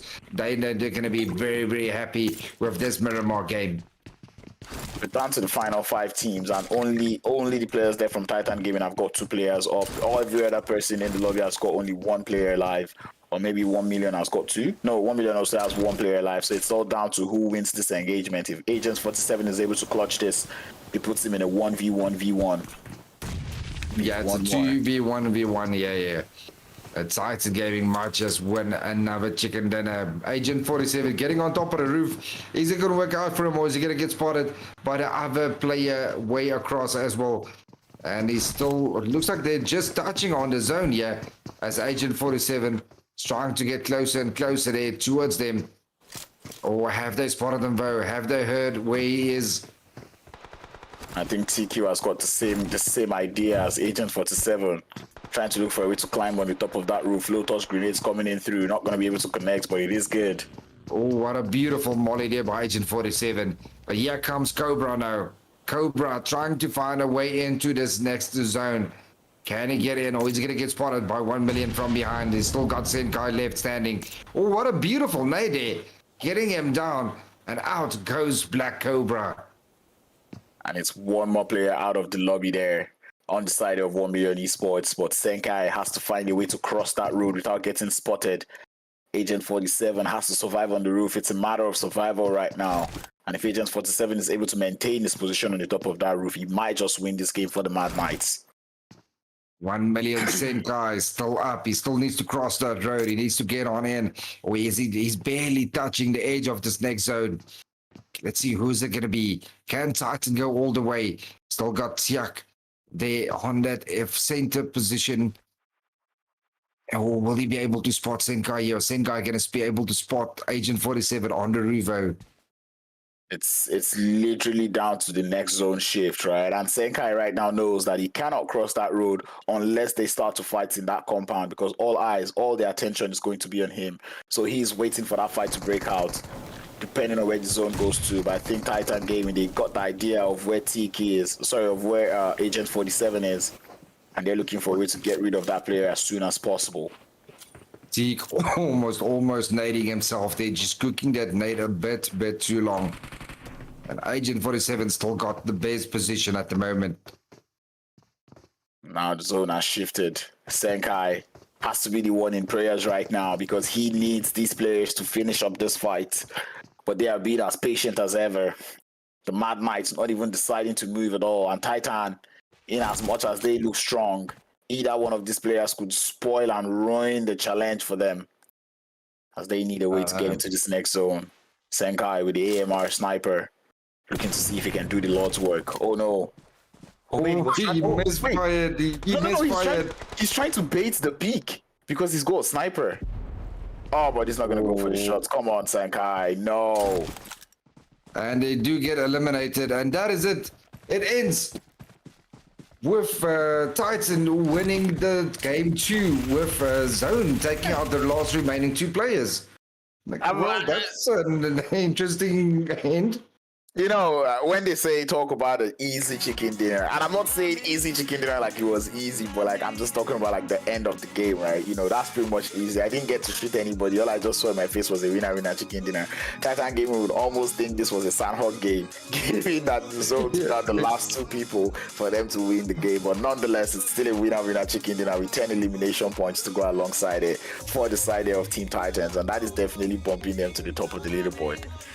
100% with Mad Knights in second position there with 3 kills, and in third place 1 Million Esports getting themselves a total of 11 kills. Yes, surely, I mean, Senkai, he's got to be up there.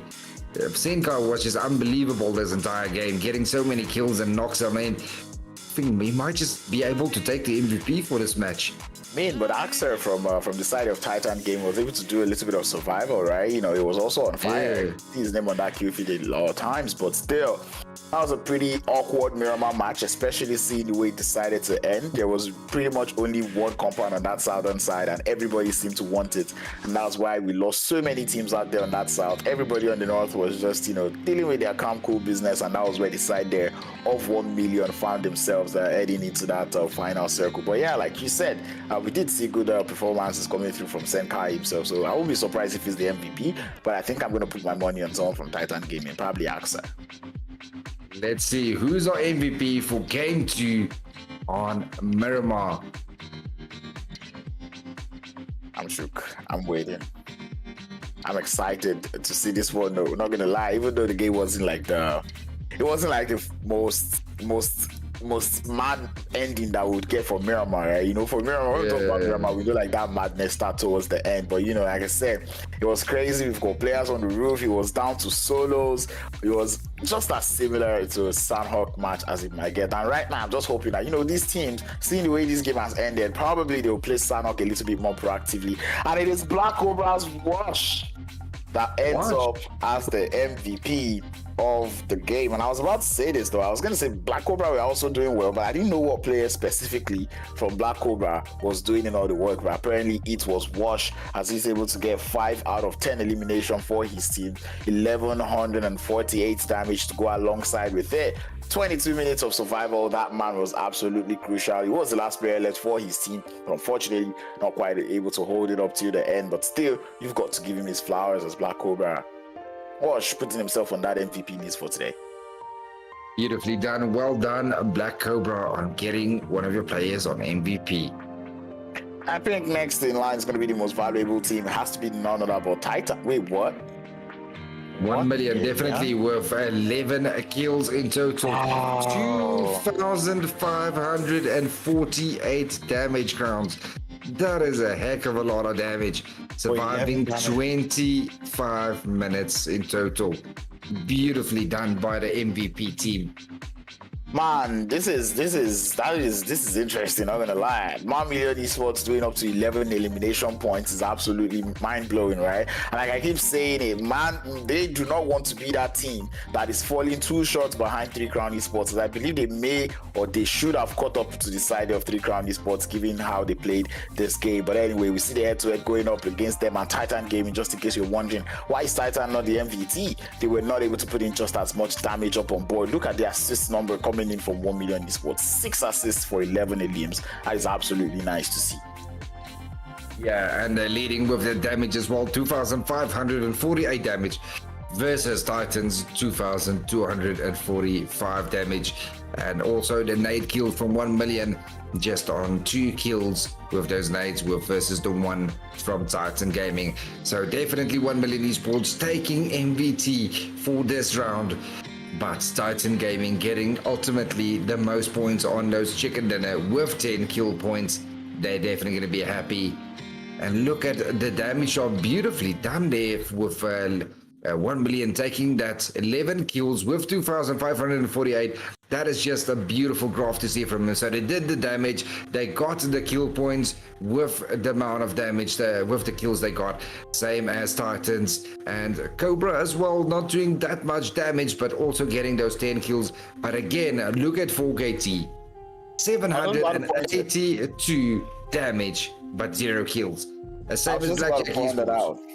I was just about to point that out that you were saying that Slime 4KT they do not have any kill, but you can bet they've got a lot of damage up in their pocket, and that is exactly what has happened again with Slime 4KT, and it's kind of getting us questioning what is going on. Why are you getting the damage? Are they getting the knocks and not going for the full sense, or what exactly is going on? Are their kills getting stolen? These are questions that we've got in mind, because even Blackjack Esports find themselves there, and you can just tell that these are teams that found themselves on that northern edge of the circle, right? They were more to that northeastern side of the circle. So seeing them with this damage just kind of gets you wondering what could have happened in the north that would have caused all of this numbers to be on board.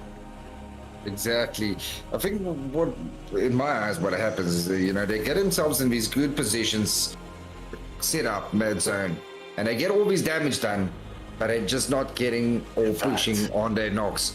And look at that, 1 Million Esports taking the pole position with 147 total points, 71 kill points, 76 placement points, and they just took over 3 crowns a spot.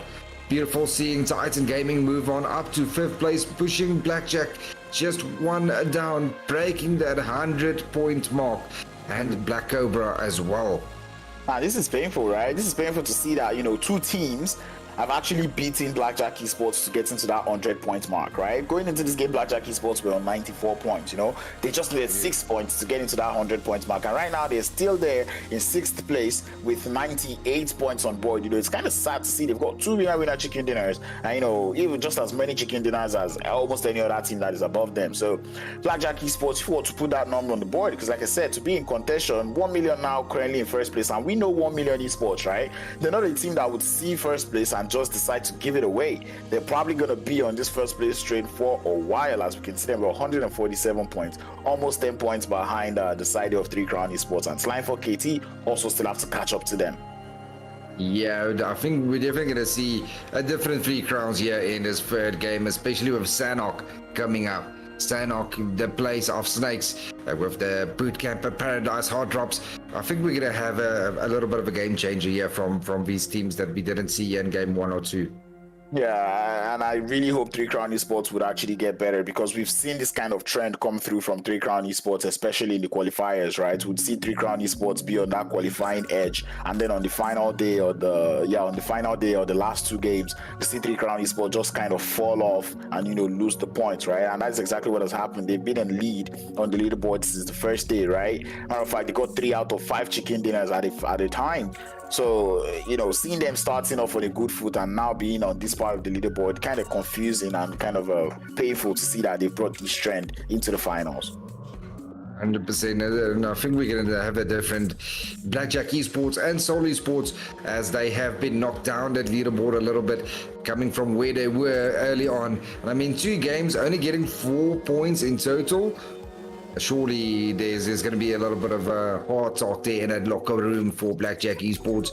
They were so close to that 100-point mark. Are they going to be able to break it here on the Sanhok? We know they can play Sanhok very well. Are we going to see a different team altogether in this 3rd game? Well, that is the question that we have all got in our minds as we are waiting to be back with more action on the African Elite League. We'll be right back with more action from Sanhok. Stay safe, stay connected. Be sure to like the stream if you've not, and we will be right back.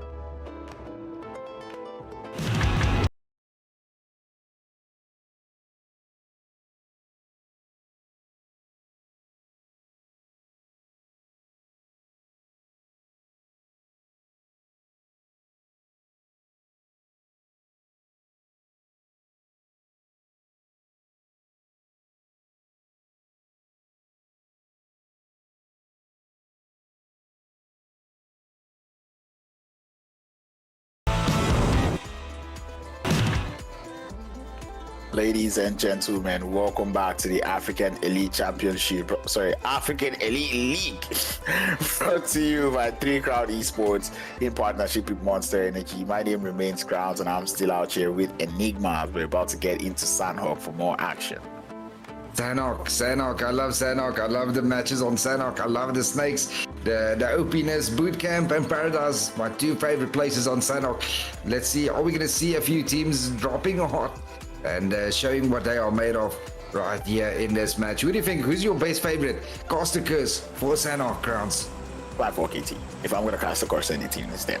Well, I was just about to say that if you like the hot drops, you're not going to be getting those hot drops in Bootcamp, nor would you be getting them in Paradise. You'll be seeing those hot drops around the Ruins area and Painan area of the map, because that's where we saw a couple of these teams, go against each other yesterday. We didn't quite see any hot drops in Bootcamp. We didn't see any hot drops in Paradise, but the Ruins area was absolutely on fire. We had teammates going for a third party. We had Desert Flame Esports in the mix. There was iMEGA Esports around there somewhere, and then there was Titan Gaming. There was Team Soul. All of these teams around that side. So it got really choked up yesterday, and I can already see that same trend about to happen, as we see all of these teams landing in that same position or landing around the same place as they did yesterday, with Cyclone Shield now being in the mix. And there we go, beautiful zone. It looks like the zone might just favor that northwestern small island right there where Mad Knights, 4KT, CLS all have made their stands. Are they going to be able to gatekeep a few players there? We still have 1 million and one round there close to the edges there as well as Soul. We got Team Titan there inside of Ruins, and looks like one round taking that boot camp side. Now all these southeastern teams, they're gonna have a very hard time getting up into that northwestern island.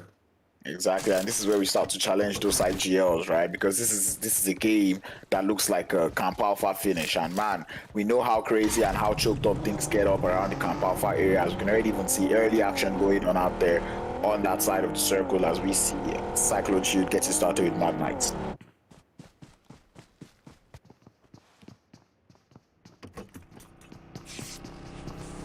And there we go, Mad Knights versus Cyclone Shield Esports. And here comes the backup, here comes the cavalry. What a cycle. Oh, beautiful shots here onto Agent 47.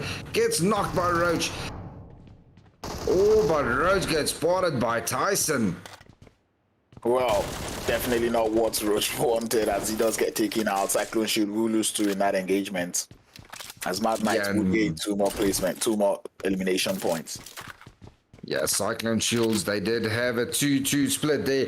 2 on that small compound, 2 across the bridge there with Manny White now falling back towards Danny Brown. They do have 1 knock currently, but is Mad Knights going to search for them and try and take them all out? Or are they just going to hold this compound, get a revive, and loot up further? I think they're just going to continue their loot phase, right? Because this was just a little bit of an obstruction in the looting phase that was happening. As we already see Team Soul getting started with the side of Titans.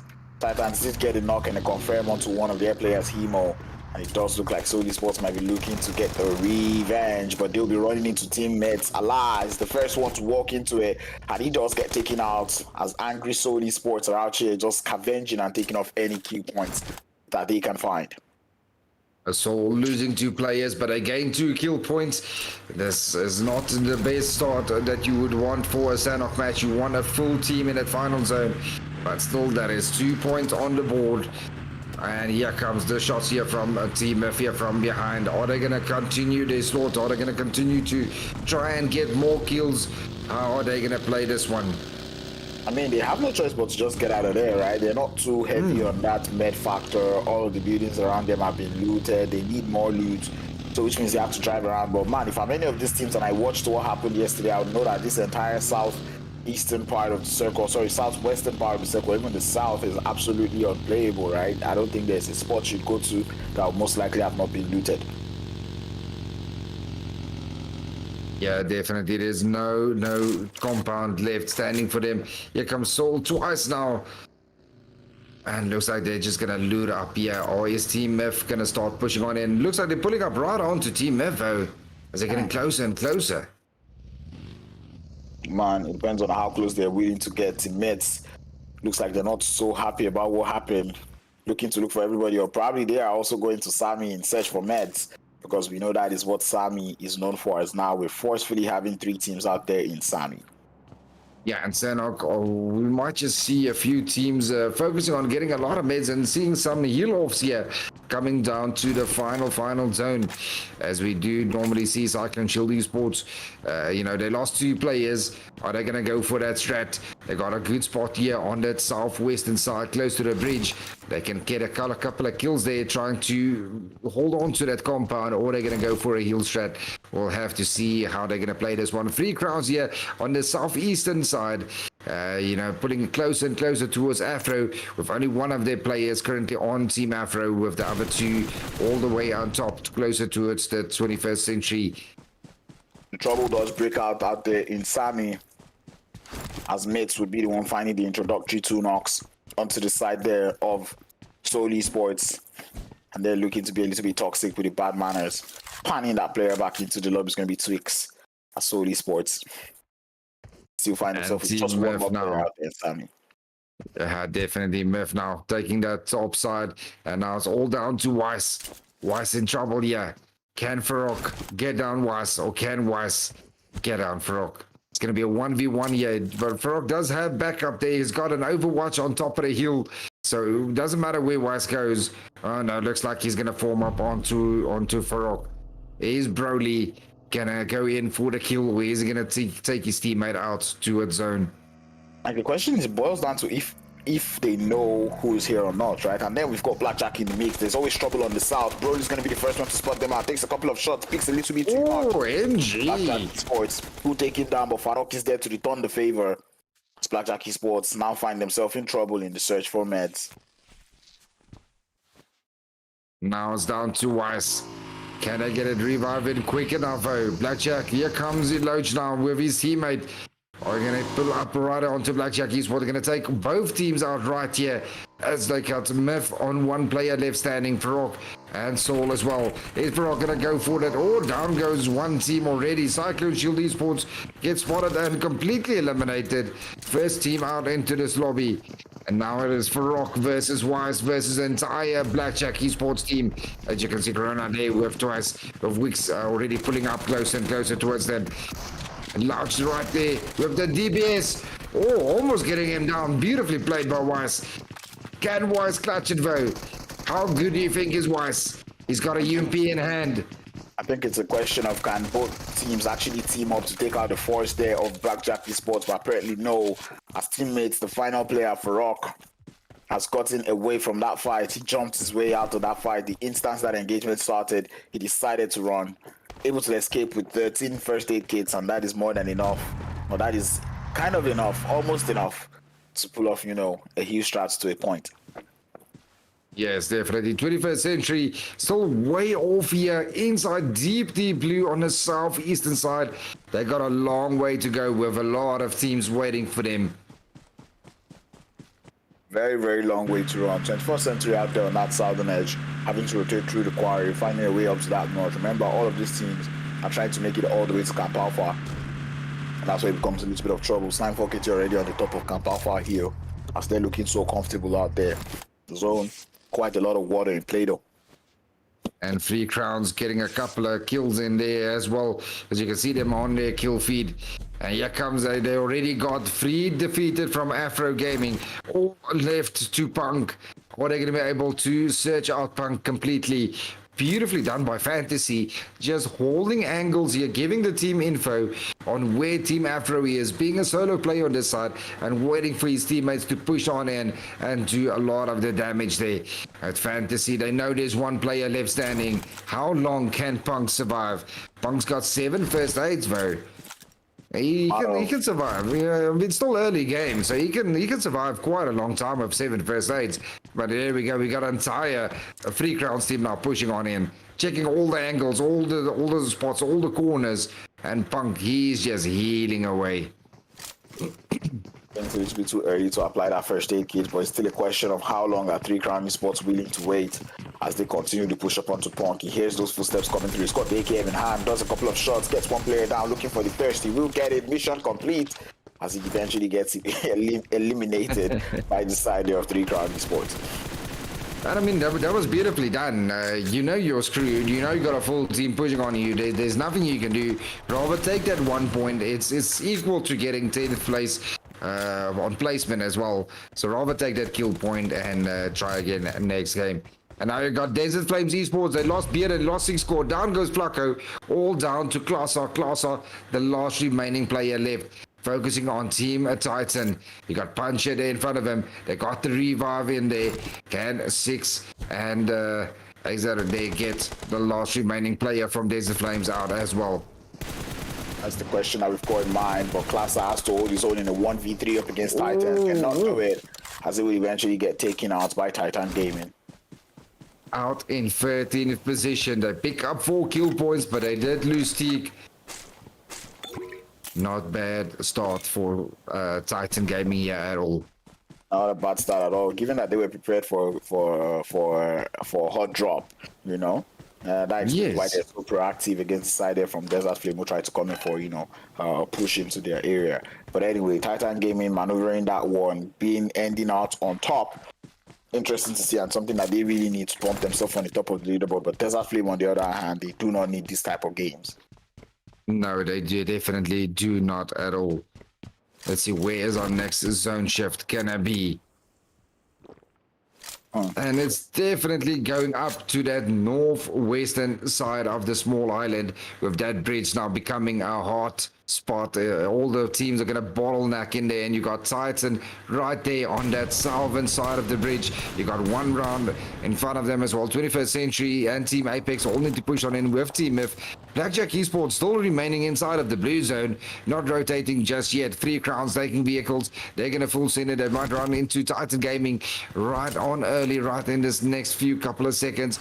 On top, you got 1 Million and Mad Mouse close to one another as well. But 4KT looking very strong here, taking the majority of that top on hill, doing a lot of damage again. Hopefully, can they this time in the Sanhok game confirm a few knocks work together with the damage? We know they can do the damage, but can they get those kill points with the damage this game?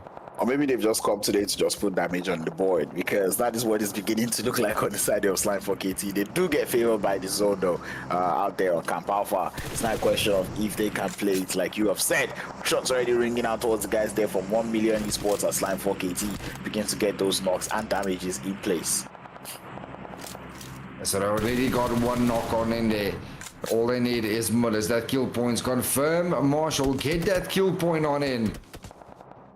It's a CS Storm, who's looking for that confirm, just not getting it just yet. If they actually figure out that is 1 Million Esports, they're going to have to continue with their tenacity, because they know that 1 Million team is currently seated in first position on the map. Marshall eventually does get thirsted by Plaza. They have that information, and you can just see they still putting in those shots on that edge of the rock, trying to see if they can get them out, because they know the longer Titan Gaming survive, the longer 1 Million Esports survive, the longer or the more points they need to get to that first position on the leaderboard. Yeah, exactly. It is all about stopping who's on top of you and getting as maximum amount of points as you possibly can. 4KT didn't have the best of first and second games. Hopefully they can turn it around here in the third game and get a chicken dinner. It will just fit so beautifully. I mean, a green logo with a snake on Snakehawk. It just fits. It just fits. I would definitely hope for 4KT to get this chicken dinner in this Sanhok match. Yeah, and I already did call them out, right? So let's see exactly what they will do with this position that they're being given. The zone already pushing a little bit to that western edge, seeing removing a little bit of the water, but a couple of teams still have to cross over to the other side. I've not really heard about Cyclone Shield, but I think they got taken out early in the game. That's why.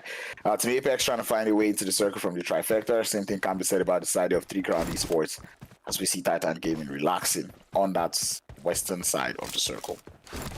Just look at the confidence here from 4KT. I mean, you see all these teams all moving together, and here comes 4KT, each one holding their own angle, their own high ground, their own rock, basically. And, if one of them gets knocked, it's going to be over for that team. You've got a full team pulling up onto one player. There's not going to be enough time for the other 3 to quickly come and get an overwatch or provide some cover fire. That is just the confidence that his 4KT currently at this moment has. Titan Gaming leading so far with 4 points, together with Free Crown also in 4 points, both teams losing one player. That's a matter of how well these teams will be able to play this Sanhok game. We can all see them trying to keep as many of their teammates alive as possible. As we see A9Q on the back of the buggy, following up with 1-9, 2 combos with 9, looking to have a little bit of fun out here in Sanhok. Slime 4KT will still continue to wreak havoc on that Camp Alpha side of things. Free Crown losing Fantasy down to 1-9, A9Q and Kukau. Are they going to be able to cross this river though? There's so many teams all around. You got Titan on one side. You got Team Apex starting to rotate in here on the right hand side. Right in front of them, they got Team Cobra. Above them, they got 1 round. We're 4KT overwatching as well. So it's not going to be easy for these teams to get into this next zone at all. Exactly, because now the next zone is heavily centered on the side of Slime 4KT. 1 round already finding their way to the top of the hill, which might cause a little bit of trouble. But right now, it's trouble for anyone who's trying to get into that circle from that bridge, as Titan Gaming continue to send the shots onto the side there of Blackjack Esports. Leader currently Titan A with 3 kills. Beautifully done by Titan Gaming. Blackjack Esports gets spotted here by Titan Gaming. Will he be able to get another knock for his team though? Question that we've got in mind, as we see Titan Gaming absolutely dominating on that southern edge of the circle. Fans in the chat currently out here will be going Alga Titan, because of course Titan Gaming is doing well, but it looks like Apex coming in from that southern edge will be causing a little bit of trouble. 21st Century also trying to cross the bridge, but Titan Gaming are not looking to allow anyone pass through. And here comes Blackjack Esports. It is none other than Eloach. Beautifully done, getting that knock on in. He's going to get a couple of kill points here for his team. Let's see, can Eloach do? Yes, can he do something good? He's got Agate right there in front of him as well. But Agate not moving at all. No, Agate got quickly pre-fires around the rock there, takes him down. They probably heard us speaking about him. Beautifully done, Agate, taking that knock for his team. I think this was Enigma's fault. Enigma spoke a little bit too loud.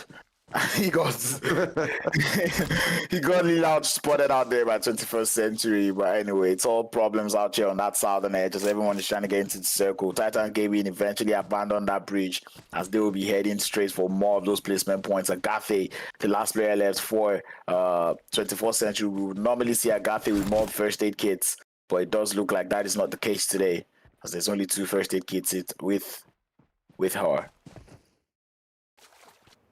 Agate falling back a little bit. Gonna get that kill point in for the knock there onto Blackjack Esports, but there's still a few Blackjack Esports left with MG currently. I think MG is he the last remaining player? He is indeed, with 41 first aids. So you know what's about to go down. I didn't even know you can carry that many first aids. Oh, we did see someone with about 40 yesterday and was able to met up to 3rd place, which was weird, but anyway, we'll take it. Slime 4KT receiving visitors from the side of One Round Esports. It's kind of surprising to see One Round Esports being able to successfully creep up onto the side of Slime 4KT. Zone doesn't quite favor them anymore, as Wanted is able to get that intro knock onto the side of Slime. Koa is the first man down. Slime 4KT now have to fend off against that team. One Round that is pushing up to them. And One Round, being as aggressive as they are, you definitely know they will push up on that knock. Will they be able to confirm that knock though? That you got Wanted quickly pushing up here from the side, trying to find an angle. He knows there's more on top there. He wants to confirm that kill. And Sexy Fexy trying to get close to Koao. Is he going to be able to get that revive on in though? Cobra rotating right next to Free Crowns into the zone though.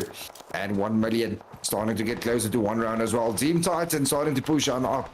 And we got the last 12 teams remaining. Yeah, but there's only like 6 of them fighting in the circle right now, with iMEGA Esports just out there taking a little bit of damage from the side of Mad Knights far off in that blue. Up on the north, Tyson has to be the one to hold it up as the Beast does get tagged up and taken down. More shots will be coming in from the side, not quite able to get them to connect as Titan Gaming now start to push up onto the side there of One Round Esports. Titan Gaming sitting on 6 kills so far. Free Crown sitting on 7 kills. 3 players left. 1-9, A9Q and Kau. And they got a little way to go to get into that zone. But right next to them, they do have Cobra's last remaining player as well.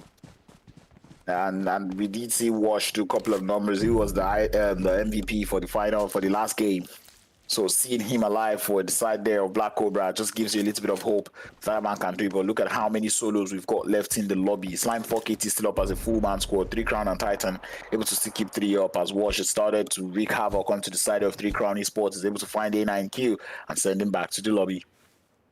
Wanted punching there, trying to get a good angle. Cobra as well, right next to 3 Crowns, trying to snake his way into the zone.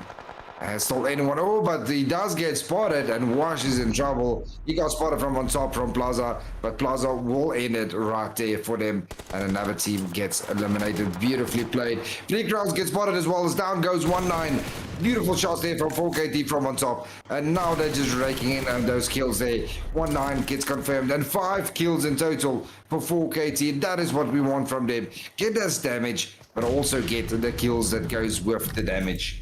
Yeah, and Slime 4KT able to get another chunk of the circle. These guys are absolutely happy about what the zone is doing to them.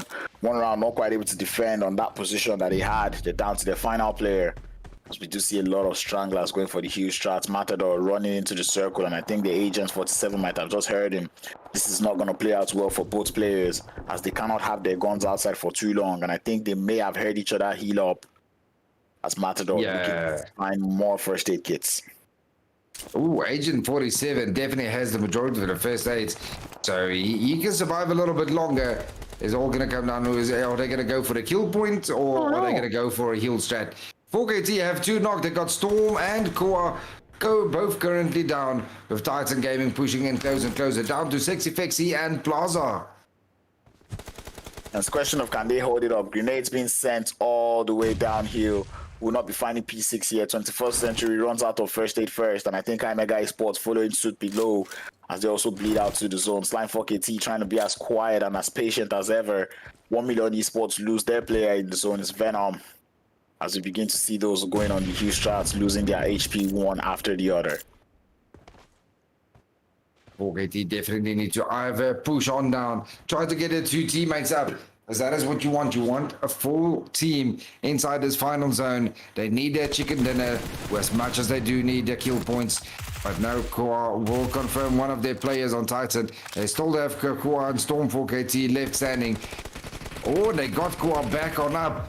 Koa starting to get it, and there we go. They do take out the Team Titan. 8 kills in total for Team 4KT. Still a full team up. And 1 million Lazy Boy coming in here from behind. Gets 1 knock, gets 2 knock, gets 3 knock, and eliminates Titan Gaming completely in 8th position. Oh, this man. 1 million just destroying 4KT's hope of getting a chicken dinner here. 8 remaining. Oh, this night almost good, yeah. Talk about a pain in the butt. Talk about perfect timing for Lazy Boy, coming in right on time when that revive was going through, able to grab in 3 eliminations from the side there of Slime 4KT. Absolutely wonderful, as he has got all the time in the world to fight up against Plaza. And this is very crazy. And if Plaza doesn't have first aid kits, it might not just go in his favor, as he might have to jump down the hill in order to get into the next circle. Yeah, Plaza suddenly goes from a full team to only him left, and he's wondering, how did that happen? How did he get that close so quickly? How did he knock 3 of my players with 1 mag, basically? That was beautifully done by Lazy Boy. Team Apex gets eliminated in 7th position. 5 teams remaining. 4KT leading so far with 8 kills in total, though. Man, 1 Million Esports, they're the only team with 2 players up, right? Lazy Boy out there in the zone. Lazy Boy out there in the playable zone, and Senkai just outside of that circle. So it's kind of a 1v1 at the moment. Yeah, it's a 1v1. Yeah, exactly. Yeah, I think it's like a win-win situation for the side of 1 Million Esports, right? You know, Senkai does bleed out, and this is why I'm saying it's a win-win, because you know Lazy Boy is still alive in that playable zone. As we're down to zone 8, the next zone is the one that you cannot keep healing. Lazy Boy and Plaza. It's all down to who's got the most med kits. Plaza though feeling a little bit confident. He's got 11 first aid kits in the bag. It's a matter of if he can pull off that huge street quite correctly. As we lose yet another team, Titan Gaming and Blackjack Esports. 1 million, still down to 1 as Mad Knight, Agent 47 down to his last first aid kit. That is it for 1 million. 1 million now down to one player. It is the last two. It's a 1v1. It's Lazy Boy versus Plaza right here on this hill. And Plaza currently has the best position on top of that hill. He's got all that way, all that rock that he can use, to rotate around. It's a question all down to who's going to get that angle. Exactly, right? Plaza definitely ready for the heal up. But that man down the hill, Lazy Boy, I don't know if he was able to loot up the crates of Storm. He's got 8, Plaza's got 11. But healing up this zone is very hard. The zone starts to close up, and I think Lazy Boy is going to get covered first as that man is getting ready for the huge strat. Plaza also doing the same. This is zone 9. We don't see this too often. After this zone, there's one more left. Lazy Boy does come outside a little bit, trying to out-heal the zone, but cannot do it as Slime. My prediction was not a caster course. It really was on point, as they would get that winner chicken there handed over to them. Beautifully done. And they got the kill points together with the damage this time. Beautifully done by 4KT. And just look at that logo sitting beautifully, fitting the map that we just played on Sanhok. That is well done. That was a beautiful caster curse you casted on them. Well done, Crowns. Well done to 4KT. Getting the third map chicken dinner. Yeah, this was Slimehawk that we've just witnessed right now, and the players are from Slime 4KT obviously playing exactly what they know how to do best. This was where they won 20 kills yesterday, and they've done it again today, winning a winner chicken dinner with 8 kills this time. It was interesting to watch them play, but at the same time, I'm just gonna say I feel like they did get zone blessed a lot. So yeah, Zone's blessing, you did all right. You got the winner chicken dinner. 1 million Esports able to survive to second place, and I'm just enjoying seeing this from 1 million, right? Seeing the fact that they're putting up more points up on the board, not relenting. Oh, and Titan 6 being MVP for this match with 5 kills in total, dealing 769 damage and surviving 20 minutes in total. Well done to Titan. We just see who's our MVP for this team, for this game. I think the MVP has to be like Slime, It has to be. Oh, Titan Gaming with 10 kills. Oh, obviously, because 4KT only got 8 kills. So well done, Titan Gaming, getting 10 kills in total. And they went out 787 damage, Crowns.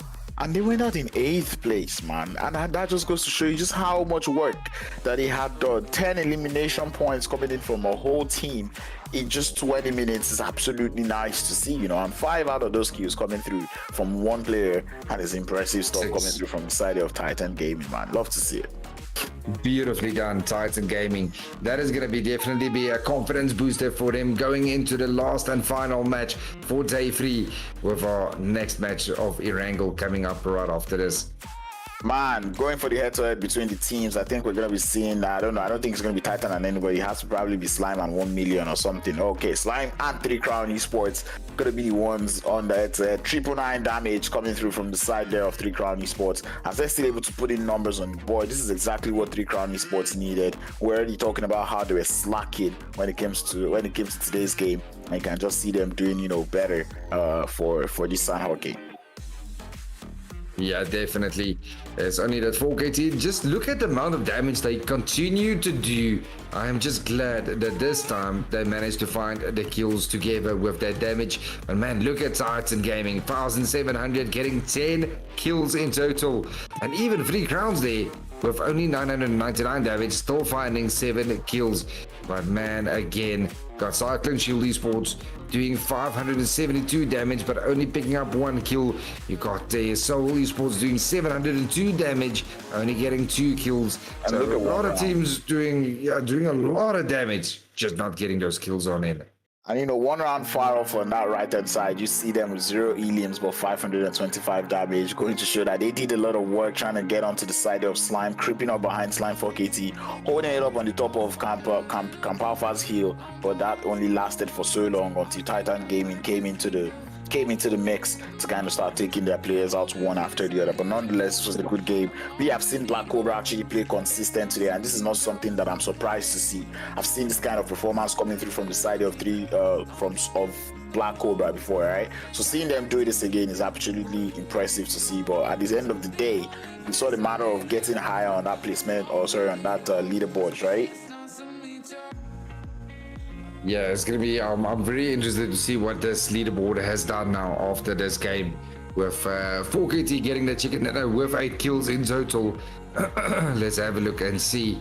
And there we go. 1 Million Esports still holding on to the pole position there with 162 points in total.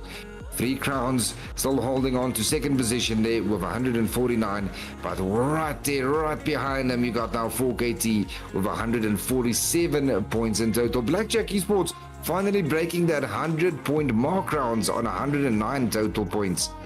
And man, this is finally that happened. But like, I'm looking at Black Cobra, and this is what I was saying about them, right? They're the only team in the top 8 without a chicken dinner, and they do know how to get those consistent points up on the board. But you know, I've seen them do this before. It gets into that top 3 without even getting a winner chicken dinner. Currently they're on 88 points. It's a question of can they still do it. But man, looking at the top 3 there, 1 Million Esports getting more and more points to top onto themselves, boosting that lead up to like what? It's not up to 20 now, is it? But yeah, it's quite a number. I think that's 13 or 15, whatever. But they keep increasing that kill count, right? They keep increasing that total points on the board, right? So 3 Crown Esports, Line 4KT, both teams have to step it up for this last game, because 1 million, they're not looking to be relenting. They do not want to rest in getting these points. I mean, it's only a 13-point difference between first and second position. So 13 points, that's easily doable. I mean, in the last game, if 1 Million Esports die out early, not getting any points, 3 Crowns, all they need is a chicken dinner, and they quickly take over the pole position again. So anything can happen between the top 4. Actually, still, yes. Yeah, between the top 4, because even teammates have actually been on fire today. You know, seeing the way they played that first Erangel game, going into Miramar, also winning Erangel, you know, going into Miramar. It's kind of shows exactly what they made of. It's kind of nice to see, right, coming through from them. So, you know, seeing they're just 3 points ahead of Titan Gaming, and like I said, Titan Gaming will continue to climb until they get to that top position. It's a question that this time yesterday, we already saw them falling off. So, you know, going into today's games, I'm hoping, or going into the final game today, I really hope Titan Gaming would not fall off like they did yesterday, but they'll continue to keep themselves going up and top on that leaderboard. Yeah, we'll have to wait and see. We're going to be right back for 4th and final game for day 3 on AEL Finals. Stay sexy, stay toxic in the chat, leave a like and subscribe, and we'll see you now.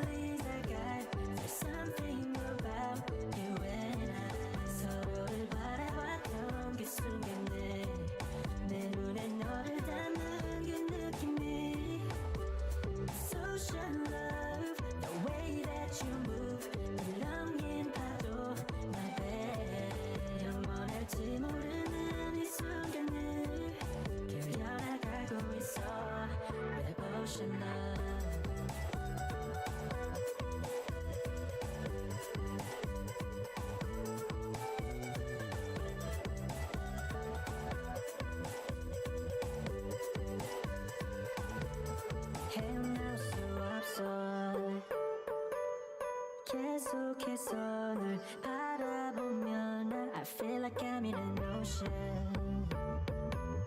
너의 마음속 수영하는 듯 해 계속 떠오르는 걸 너가 난 홀린 듯 너에게 난 wanna dive into your ocean.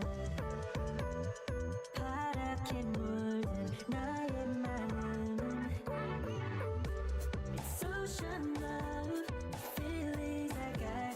There's something about you and I. 서로를 바라봤던 그 순간에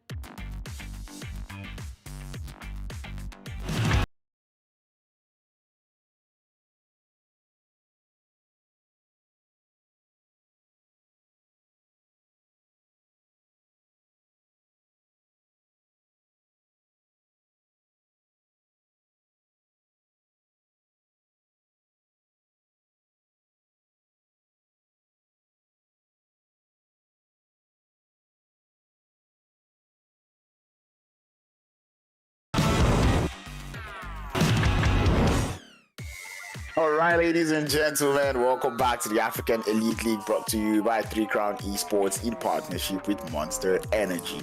We have seen 3 games today so far, and we're about to head into the final game of the day. It's going to be none other but Erangel. How are you feeling about this final game, Enigma? A lot can change the final game of day 3, and it's all up for grabs for the pole position. You got 4KT in there, you got 3 crowns in there, you got 1 million.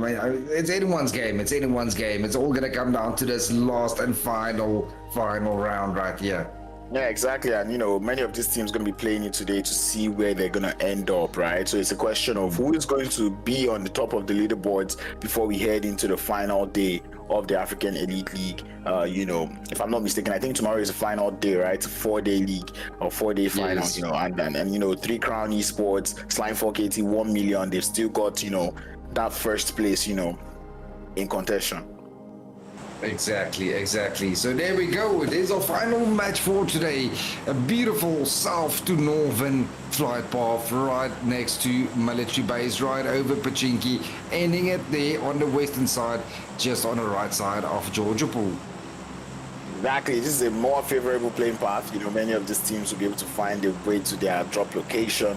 We did see a couple of hot dropper going on around that Primos area between Cyclone Shield and Solid Sport. I've seen that Solid Sport have come out early in Cyclone Shield with free of that obstruction going into the team. We're going into the final game. Final game. And let's see a lot of his teams going to the normal drop locations. Will we see maybe a little bit of an upset here, with his teams? They know where they need to end for the final game. They know who they need to beat. So in my mind, the best strategy would have been was for Free Crown to maybe land on 1 million spot, or maybe 4KT changing drop location, and that's what I would have. I like the violence. I love the violence. Yeah, Bring me the violence. Day 3, right? This is day 3 out of 4. If this would have been the last game, if this was the last game of the entire tournament, man, I would want to see that kind of play, right? But right now, it's not the last day of play, or so it's not the last game of the tournament, so everyone can still land in their location, try to gather as much points as possible. As we see Team Apex already finding a couple of elimination, or actually make that Slime 4KT getting an 4KT, elimination. you see, 4KT is thinking the same as me. I mean, that's a confidence booster here. Coming into the final day, being in the pole position. There we go, 4KT, bring us the action. Bring us the action, and it's exactly what they're doing. They're looking for a way to get to their drop location, though, but it does look like Black Cobra, they're still not going to give up on this Pochinki area. They're out here with teammates once again, and now Black Cobra once again on the losing end, and they have lost Fajita in that engagement. Let's see, Team Cobra losing a player here. They got Team Mev right in front of them. Are they going to be able to get a little bit of revenge here and take them out right here inside of Pachinki? Or is Team Mev going to surprise Team Cobra here again for the second time tonight inside of Pachinki? I mean, teammates already looking to have a good position, but Black Cobra, they've still got 2 players outside of Pochinki itself. So which means if teammates decide to, capitalize on this, on just these 2 players and try to isolate each player, they would be able to get that kill without Black Cobra being able to do anything. I think that's where Black Cobra needs to adjust, right? Try to increase the speed at which you loot up and the speed at which your cover fire finds their way into Pochinki. Exactly, and I mean, with advanced loot here, it's not difficult to at least get a decent AR, get a vest or 2, a helmet, and quickly provide cover fire for the rest of your team. Have at least 1 player provide cover fire and keeping a team at bay while the other 3, get those throwables, get the best armor, and so forth. Come on, Zara, you've got a grenade. The grenade, you can grenade that building. Come on, Zara, you can do it. You can do it.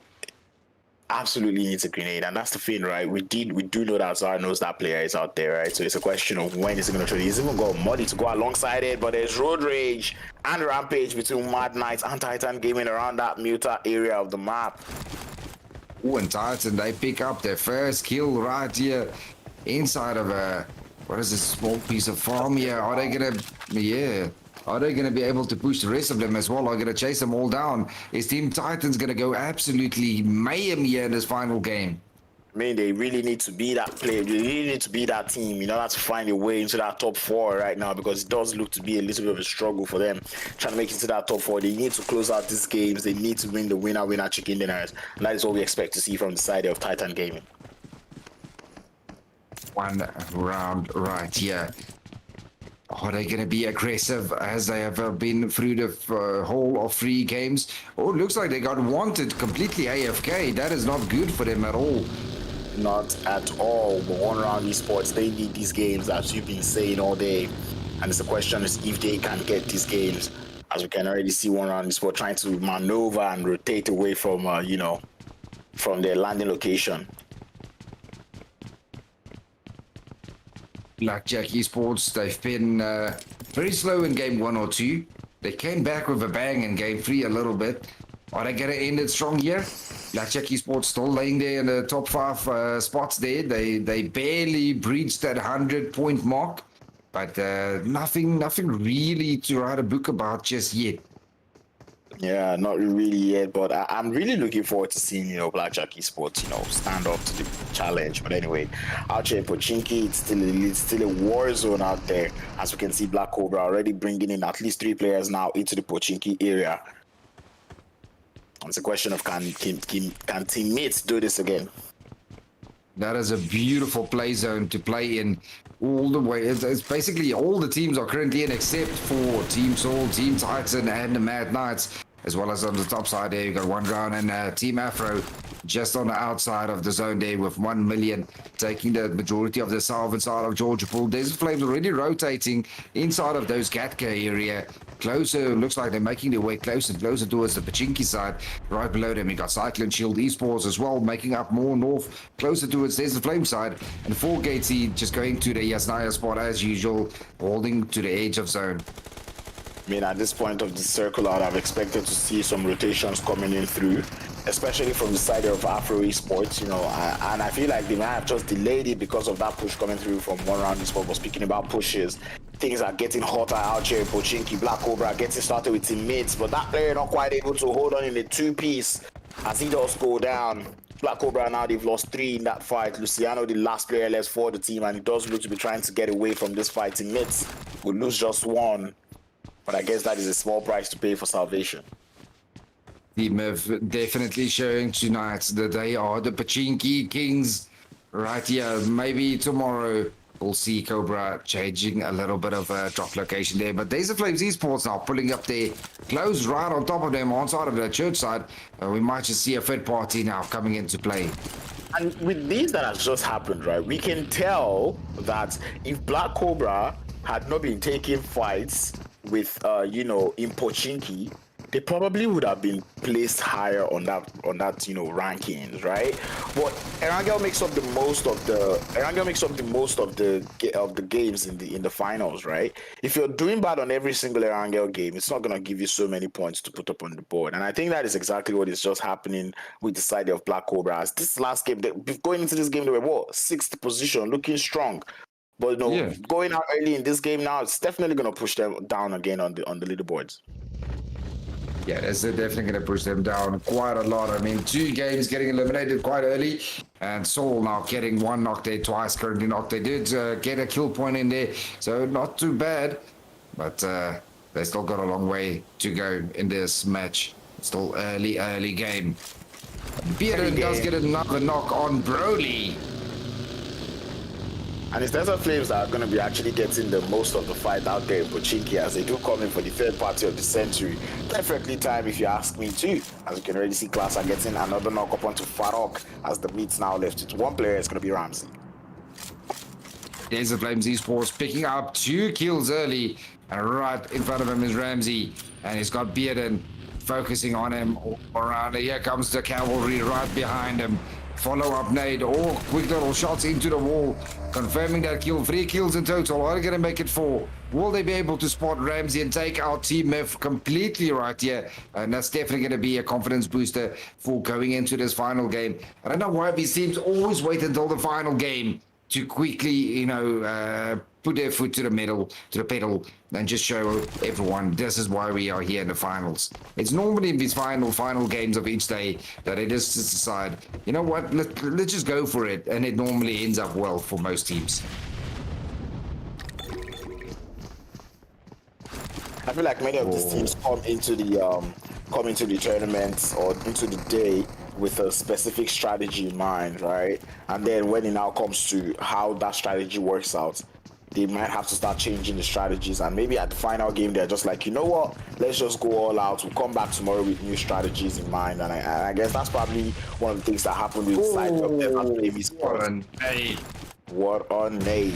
Class are able to just take them out there. Desert Flame Esports coming in to eat and reap the fruit of their labor. And now Soul in trouble here, running right into 21st century. Fagate there behind. Oh, what a beautiful nade. What a nade. Almost knocking himself right out. But he does have Erangel right there on his side. Twigs in front. Twigs will be able to get that first aid on in. And here comes Erangel now from the side. Is he going to get that knock? Who's going to get that knock onto 21st century? They got one player left knocked, crawling on his knees there behind. Will they be able to get that revive in on Hemo in time, though? That's the question we've got in mind. There's cover fire from both teams on both sides of the bridge. As Rauf does lose a little bit of HP now. Sixpen has to hold his own in a 1v3 situation. He has to pick his fights and pick who he wants to push, as more of the players there from Team Soul getting closer and closer to Sixpen's location. Grenades and smokes landing. They're making it bounce off the wall, but they're not quite getting them to connect up onto Sixpen, as that man, his cover fire can prevent him from getting shot at, but I'm not too sure about how well it will do against these grenades. Hide and seek going on in that smoke. Sixpen, and he's playing this absolutely wonderful as a solo player. He's got 3 players right in front of him. He does have cover fire from behind, but I mean, a solo player in front of 3 players from Team Soul, he's playing this extremely well. I think this is a situation where I just advise Sixpen try to cause as much chaos as possible, probably get into that vehicle and get the hell out of there, but he's looking stronger. That man is proving his fragging ability, getting one knock. YC tries to return the favor, not quite able to do it, as Rauf cannot quite climb up. Sixpen has to continue to play this as carefully as possible. Revive does look to be coming through up onto Hemo, as Soul Esports looking as strong as possible. Agate trying to get as much cover fire as possible. Sixpen pushes in, does get taken down, and immediately lobbied, as that kind of complicates things now for the side of 21st century. They have to find another thing to do, but it looks like full sending is the order coming through from that team, as Satan finds his way through the breach. That's all down to Satan now, and Soul has not lost a player just yet. Oh, but Satan almost go down right on 1 HP, but right underneath the vehicles twice, gets the final knock, and they get eliminated just like that. Man, Bentley, he did absolutely amazing there, holding an entire team in front of him, and then suddenly, once that knock on him came, it was just all knock after knock after knock. And now we got 4KT pushing up here by iMEGA. Nagatu taking down Plaza. 4KT. Oh, but Plaza gets hit here from behind, and he gets eliminated. Desert Flames is out of here, and now you still got 4KT right here against the Mad Knights. Dyson now pushing up in closer towards his teammates. Will they be able to take out the Blackjack Esports? And it looks like we got Blackjack Esports here on the chase as well, as Kahu also gets knocked behind Mega.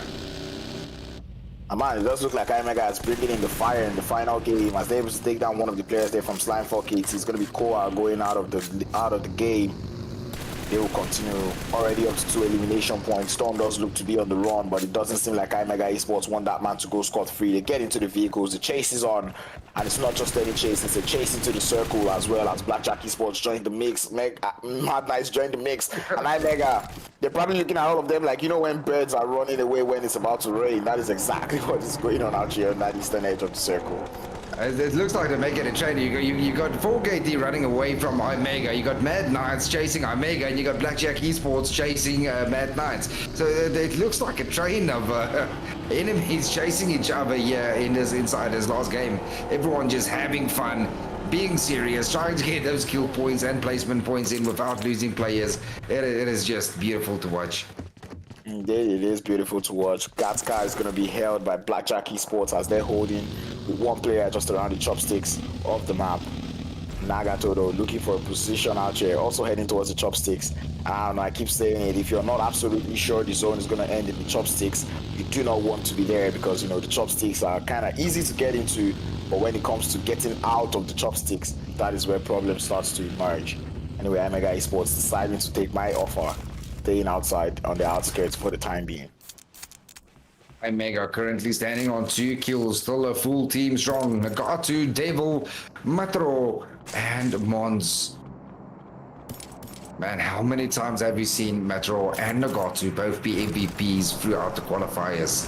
I know, right? And then seeing them not play so well out here in this finals, not the best of things that I love to see. They've been climbing up the leaderboards, but you know, still not enough. They need to be putting in banger games back to back, but they've not seemed to show that today, and it's going to be all down to tomorrow for the side of iMEGA Esports. Just kind of see where they can get to, you know, this time not even do it to win anymore, but you know, just to, you know, increase their total cash out from the tournament. Yeah.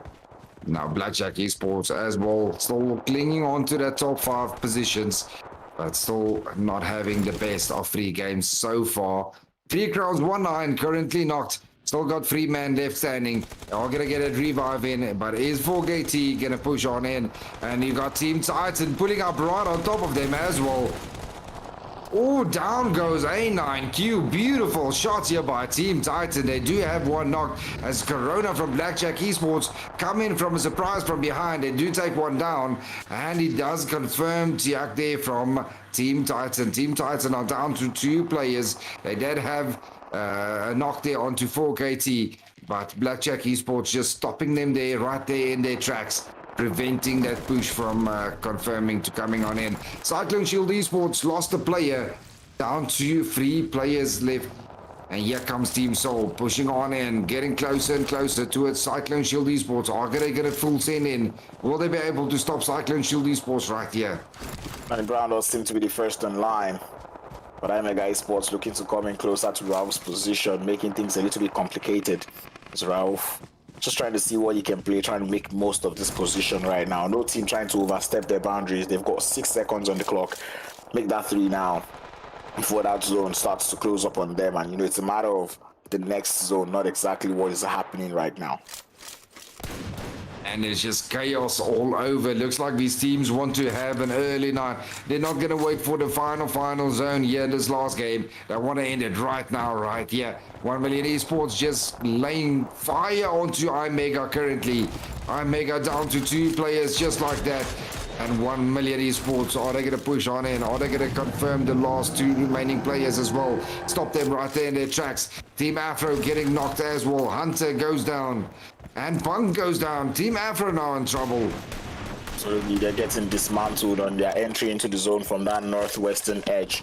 Doesn't quite seem to be working out too well for them, as King is the last man left in the blue zone. And I don't think we do that. He's tried out here in Erangel. As we can see him just quite struggling in that compound where he finds himself. But that zone pushing us all the way to that southeastern edge, kind of forcing these teams to come through together as we're down to the final 11, make that 12 teams in the lobby. All teams remaining, 33 players left standing. 1 Million Esports already on 4 kills going into the mid game here. That is not a bad position to be on in. And looks like they got a decent hill to play off from. Maybe get another knock or 2 before they full send it into the next compound inside of zone, as there is iMEGA right in front of him with Cyclone Shield Esports. So it's going to be interesting to see how they're going to play this, how they're going to rotate on in. Are they going to take that edge of the mountain, get a knock, and then push on in? Or are just going to full on send it right in? But it is Flex that gets the knock onto Hemo. Right now, it's just all that trouble, right? Because with these kind of zones, right, you know that there's a lot of open field, right, in the circle, but only just those little hills that are up there on the edge of the circle is playable by many of these teams, and there is 11. So having to be in that in the open fields early on doesn't quite work too nice for all of these teams. Slime 4KT finding themselves in the open might just be seeing like a replay of what happened to them in Miramar right now, as we're just hoping and looking to see how these fights are going to break out in the circle. Fights already going up out there in the center of the circle between Soul Esports and Slime 4KT. OKT again doing a lot of damage, but just not getting those kills just in yet. Team Afro gets eliminated in 12th position. And there we go, 10 teams remaining, 29 left alive. And one round currently on 2 kills, 1 million. Esports currently on 5 kills, still a full team. Pushing in closer here onto 1 round. And 1 Million Esports, Venom realizing that there is a team there in the hardest of way. They're 300 meters away from the circle, which means they still have a little bit of a run. But they have intro knock, make that a squad wipe onto the side there of 1 Million Esports as they get 1 round sent back into the lobby, increasing their kill counts as they will continue to jump to the top of the leaderboard. Slime 4KT does look to be next in line for the guys there from 1 Million. 1 million on 7 kills in total with an extra placement point. That is a good way to go out in this final day if it does end for them right here, but I'm pretty sure it's not gonna be that way just yet. 1 round got eliminated in 10th position. You got Titan Gaming, the last 2 left, down to Puncher and Azar. Are they going to be able to get a little bit more kill points in for their team, or maybe some placement point? They do have 5 points on the table as well with 1 placement point. Hopefully that is going to increase as the game continues to go on. Titan Gaming now down to their final 2 as this circle is absolutely... It's treacherous for all of these teams, man. Mad Knights do have a good position, but it's just a matter of how well they're going to play. Everybody does seem to be heading and gunning for that top hill. Sexy Fexy sending it straight into the circle, but Axe has got his shots on fire as he approves stop from that vehicle. Goes for Fexy, gets Fexy down. And Axer, an absolute beast and more, getting his team 2 more elimination points to increase themselves on that leaderboard. With Titan on fire here in his final game. And our team Apex, still 0 kills on the board. Lost Professor down to Lala, Blessing and Cage. Are they going to be able to do something here? But 4KT, they got stopped in the tracks. There's no way of them getting that pole position. 4K, Blackjack Esports now. Petro coming in here with the damage. And Eloise confirming on the Man Knights as well. Getting down the beast, knocked and confirmed. Is 1 million. Not going to come in for that third party. Eloise does take down Tyson. And Mad Knights, they are in trouble now. It's all down to Agent 47. And Agent 47 trying to run away. Is he going to be able to save it? That is the question we've got in mind. The answer is no. It does run into the crosshairs of Petrox as it goes down. 3 Crown Esports, seeing that Slime 4KT is out, you can tell that they're extremely happy, and this is really time for them to capitalize the most on this circle. Zone is about to close one more time. Cyclone Shield under fire and on fire right now as they're getting pushed by 1 Million and iMEGA Esports. Left to Danny Brown. It looks like they got no idea. Danny Brown is just sitting inside of that small little shack there right next to them. The whole thing, he's got to be still up. There was just a knock and another confirmed. There's got to be one more somewhere, but it's the wrong building. And here comes the rest of iMEGA as well. iMEGA Esports right there, right behind them. We've got 1 Million Esports with Team Apex. Titan starting to push on in. 3 Crowns and Blackjack Esports, the only 2 teams currently inside this second final zone. This is where it starts to get crazy, right? 3 Crown on that southern edge of the circle, Blackjack Esports on that northern side of the circle. Every other team has to find a way into that circle. 3 Crown Esports, we know that they're very good with oh, that's a good nade. They're very good with gatekeeping. But anyway, Danny Brown, that man has probably got some anti-grenades won, because I do not know how that grenade did not just take that player out. Yeah, I think he got saved by the ricochet of a box or something inside of there, but well down. Cyclone Shield Esports, they can survive a little bit longer, and hopefully there's another team that gets eliminated before them. Yeah, it's going to be a hard rotation and a tough rotation for Danny Brown into that circle. 1 Million Esports are just getting all their players out of the vicinity. They have to face off against Blackjack Esports, who's waiting and ready for them to infiltrate into the circle. Danny Brown moves a little bit too early, does get taken out. And Cyclone Shield now out of all players as we're down to the final 6 teams in the lobby. Final 6, 17 left alive, and Team Apex Titans just going sort of straight at it all around. iMEGA taking out another Apex, and that is it. Team Apex, Cyclone Shield Esports in 7th place, eliminated. 6 teams left remaining. 1 Million currently on 8 kills in total, with Titan Gaming on close second. on 7 kills, and iMEGA Esports standing on 5. Down goes 1-9 as well, and Fantasy Down is all left for Kou. Is Kou going to be able to clutch it here for his team? Now grenading himself already to give Titans a little bit of a head start on this fight. The grenade does come through. That man gets into the car, try to see if he can get the heal off.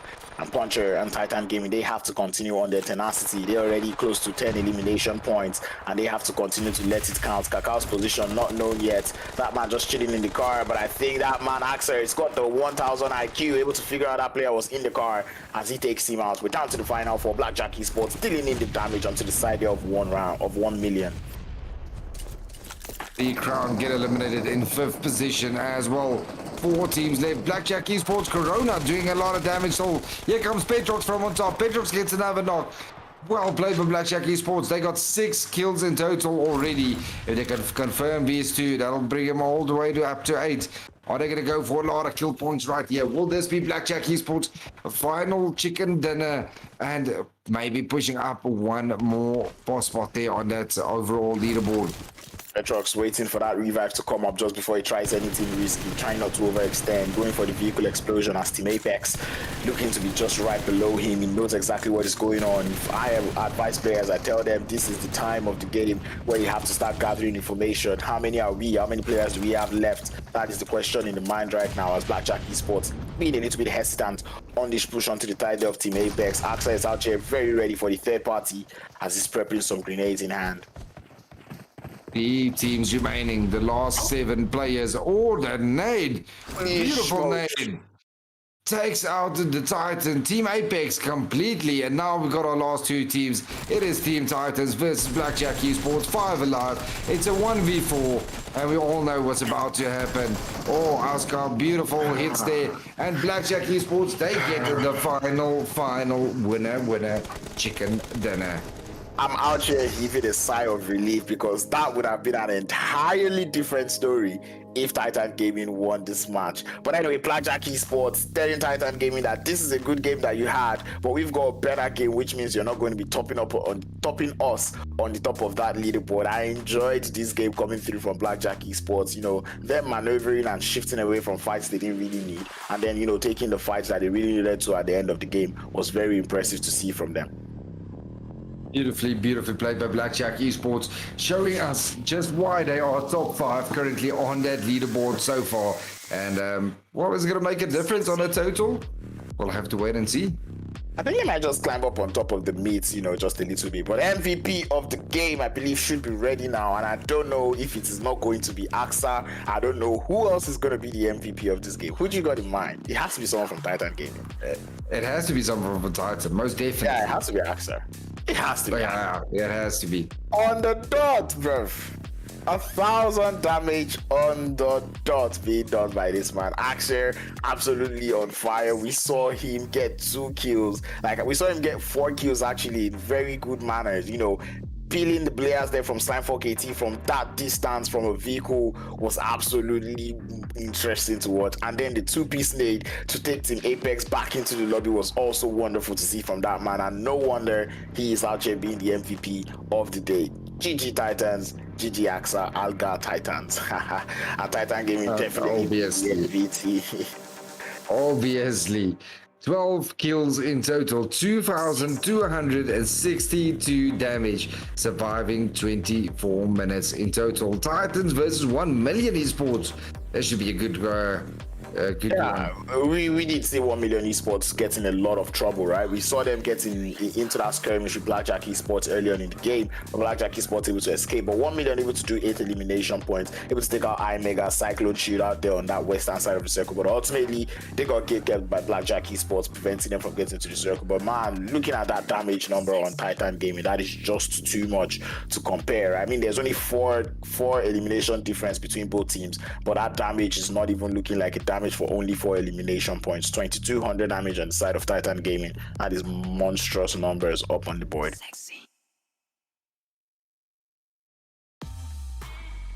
And there we go. That is much better kill graphs there. But Mad Knights there with a 554 damage, 0 kills. And we saw them a couple of times in the kill feed, getting those knocks in on those players. but just not being able to get any kill points on that board there with that amount of damage, as well as quite a few of his names. It's good for me. I love watching Blackjack Esports here. 542 damage. We've managed to get that 3 kills in total. That's much better to see. They're still lacking inside the kill area, but at least the graph is more consistent now. Yeah, but then speaking of consistency, right? iMEGA Esports, right? They've been consistent in a little bit on those kills, but not quite doing the most, right? And from the MVT, we're going to be getting the head-to-head between Puncher and Titan Axel. And in case you're just wondering why is Puncher here, look at the damage that man put up on board. 861 for only 4 eliminations. It's barely 200, damage short of Axel's damage, man. And that man able to put up 2 assists on board. Axel with 4. It just shows you that this team, they work hand in hand. That's what it's all about. It's all about that teamwork, surviving all the way up with a full team up into the final zone and getting that winner chicken dinner. Oh, man, you got there Azar with 1,000 damage. That is a pretty even amount of damage that he got for his team over there, with 2 grenade kills to add to it as well. Imagine if he got 10 elimination points and then 1,000 damage. That would be actually sick to see. But overall, leaderboards, nothing changing too much from that last game, except for the fact that Titan Gaming is now in 4th place, Blackjack Esports in 5th, and it's now looking close between the top 5. Finishing up yesterday was looking close between the top 3 only, but now today it looks like the top 5 is still up for grabs. But 1 million, they look to be running away with this one. That's about 23 points of a difference between them and 2nd place. Exactly, it's just a chicken dinner and a couple of kills and you got it. So Free Crown definitely gonna go to the drawing board tonight. I'm pretty sure. Rewatch the streams and come up with a different ball game tomorrow, with as well as 4KT right behind them. Titan and Blackjack Esports both moving up there on 137 points for Titan and 131 for Blackjack Esports. Team Myth, the only team with Cyclone Shield Esports that was 1 spot down, as Team Apex also move up to 13th place with 44 points in total.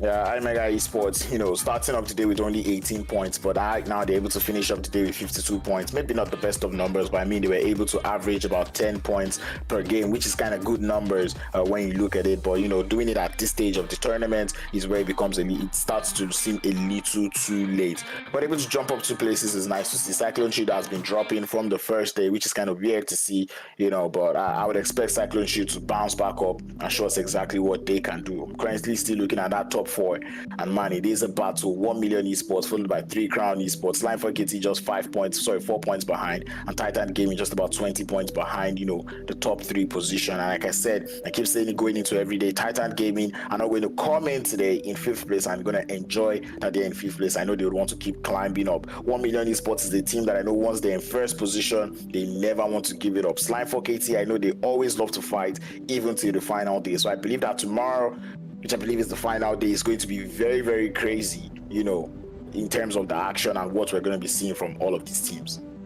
Yeah, no, definitely. I think tomorrow we're going to see a whole different ball game, because it's the final day, the final 4 matches tomorrow. So it's going to be intense. Everyone's going to focus on getting that top 1 pole position for that $1,000 grand prize.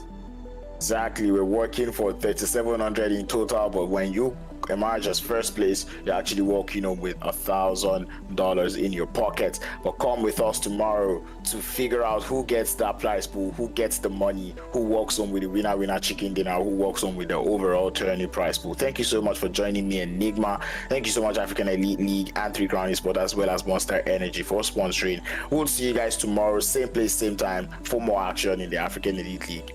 Till then, have a good night. Good night. See you all tomorrow.